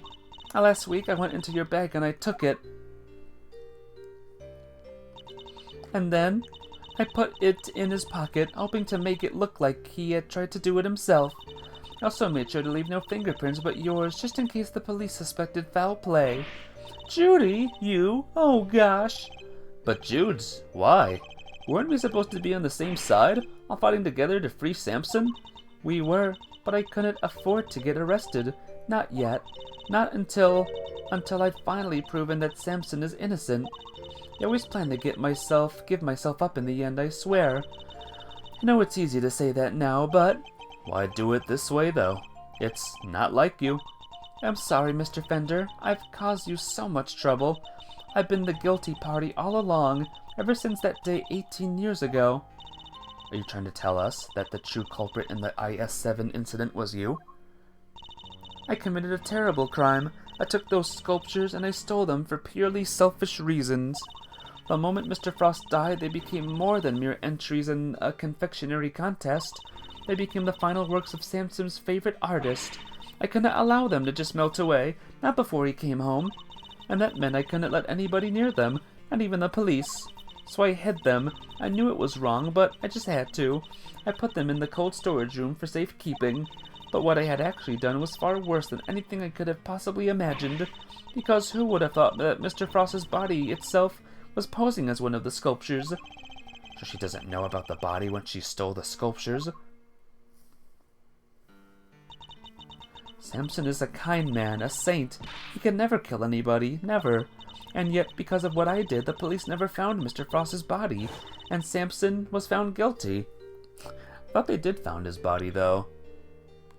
Wasn't his body clearly right there? So, what's the deal? What's going on here? Of course they found his body was there.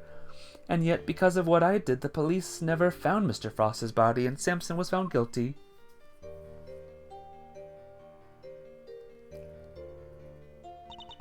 After all he'd done for me, he was my family, the only family I'd ever had.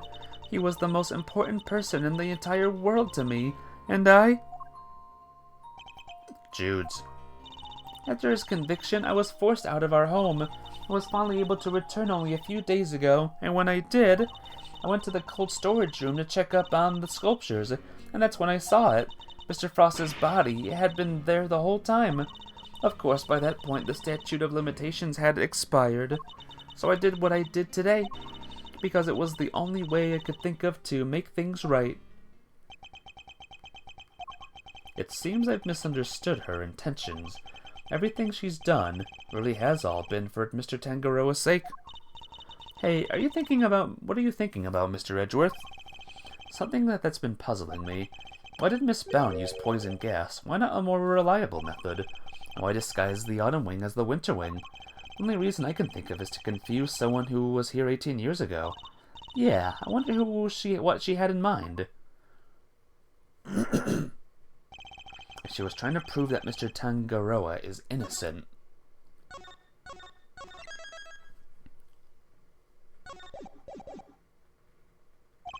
Miss Bound's ultimate goal must be to find the true killer?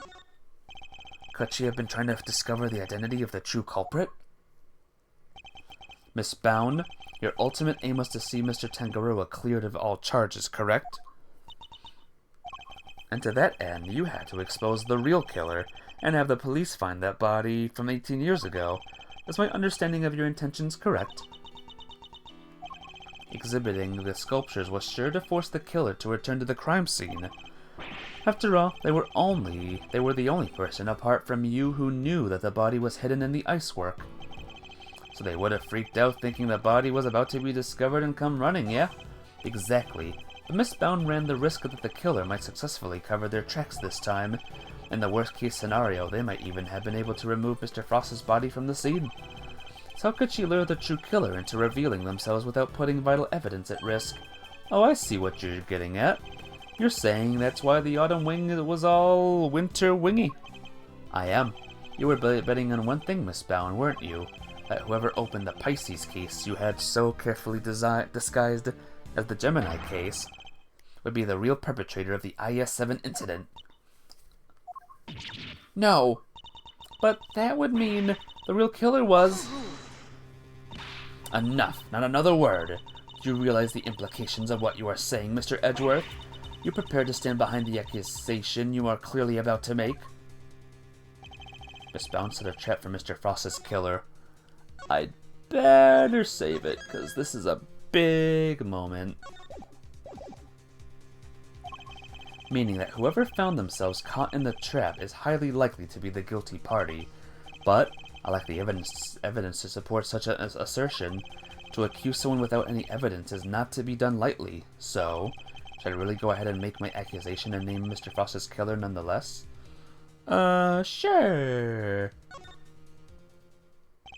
My ultimate goal is to see the truth exposed, and to do that, I need to seize the moment. Yes, Judge Gavelle, I am prepared to stand behind my accusation. I know exactly who was to blame for the IS-7 incident. Hey guys, imagine, the guy that got knocked out by the poison gas wakes up and says, "Yeah, you've been accused of murder, actually." Take that! Mr. Gusto, the victim of the poison gas attack, is the perpetrator behind the IS-7 incident? Gusty? Mr. Gusto. Miss Bound, as we have established, you knew that the opening of the gallery would learn the real culprit, and you set up the poison gas trap in order to catch them. Do you dispute the facts thus far? You're a very impressive man, Mr. Edgeworth, just like your father. And of course, you're absolutely right. Then perhaps you could tell us exactly what happened in your own words. Of course, I have nothing to hide anymore, so I might as well tell you everything. As you said, I set a trap here in the gallery to try and catch Mr. Frost's killer. Before we opened, I made sure that the door to the autumn wing was the only one that was unlocked. When opening the time came, I went around to unlock the doors of the various rooms, and found that the autumn wing had been locked from the inside. The killer is on the other side of the door. The thought, well, it frightened me. And then she simply walked away, leaving him to fall victim to her poison gas trap. When I heard that Mr. Gutso was being treated for gas inhalation, that was when I knew he was the murderer. All that was left was for the police to find Mr. Frost's body, and then Samson would finally be proven innocent. At least, that was my plan. Judes, why didn't you tell me? You know I'm always here for you, right? We could have found another way. Didn't have to be like this.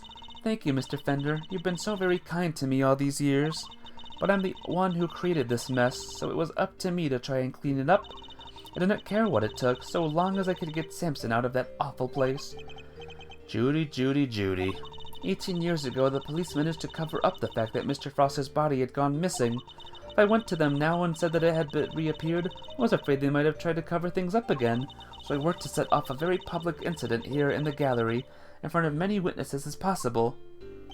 I'm so sorry, Judy. You, Samson, Gregory, I let you all down. Fender, this can't be easy for him. No, I'm the one you should be apologizing. Mr. Edgeworth, Mr. Fender, I hope one day you can forgive me, and whatever punishment I have to face, I'm ready to accept it.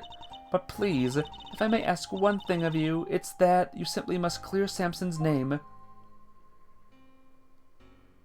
After 18 years, the way of the truth of these past 18 years had come to light was unexpected, to say the least, and yet it only set us down a path toward an even more shocking end.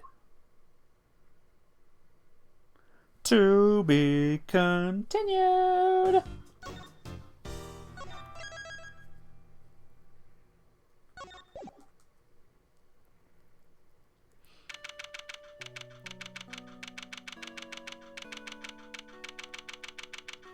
See this location, guys? This location is where we will leave off for next time. I'm gonna pause it here. I'm gonna stop the stream right here.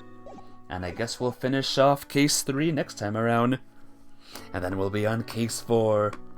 This feels like the biggest case in the game, though. Like, the endgame case. Yet there's 2 more cases after this. What could they be about? Didn't notice it was that late. I know, time has flown by. Well, tomorrow's Saturday, which means multiplayer madness, so look forward to multiplayer madness and all that shiz. So yeah, thank you for watching, have a good night, and I will see all of you on the tomorrows. Bye-bye!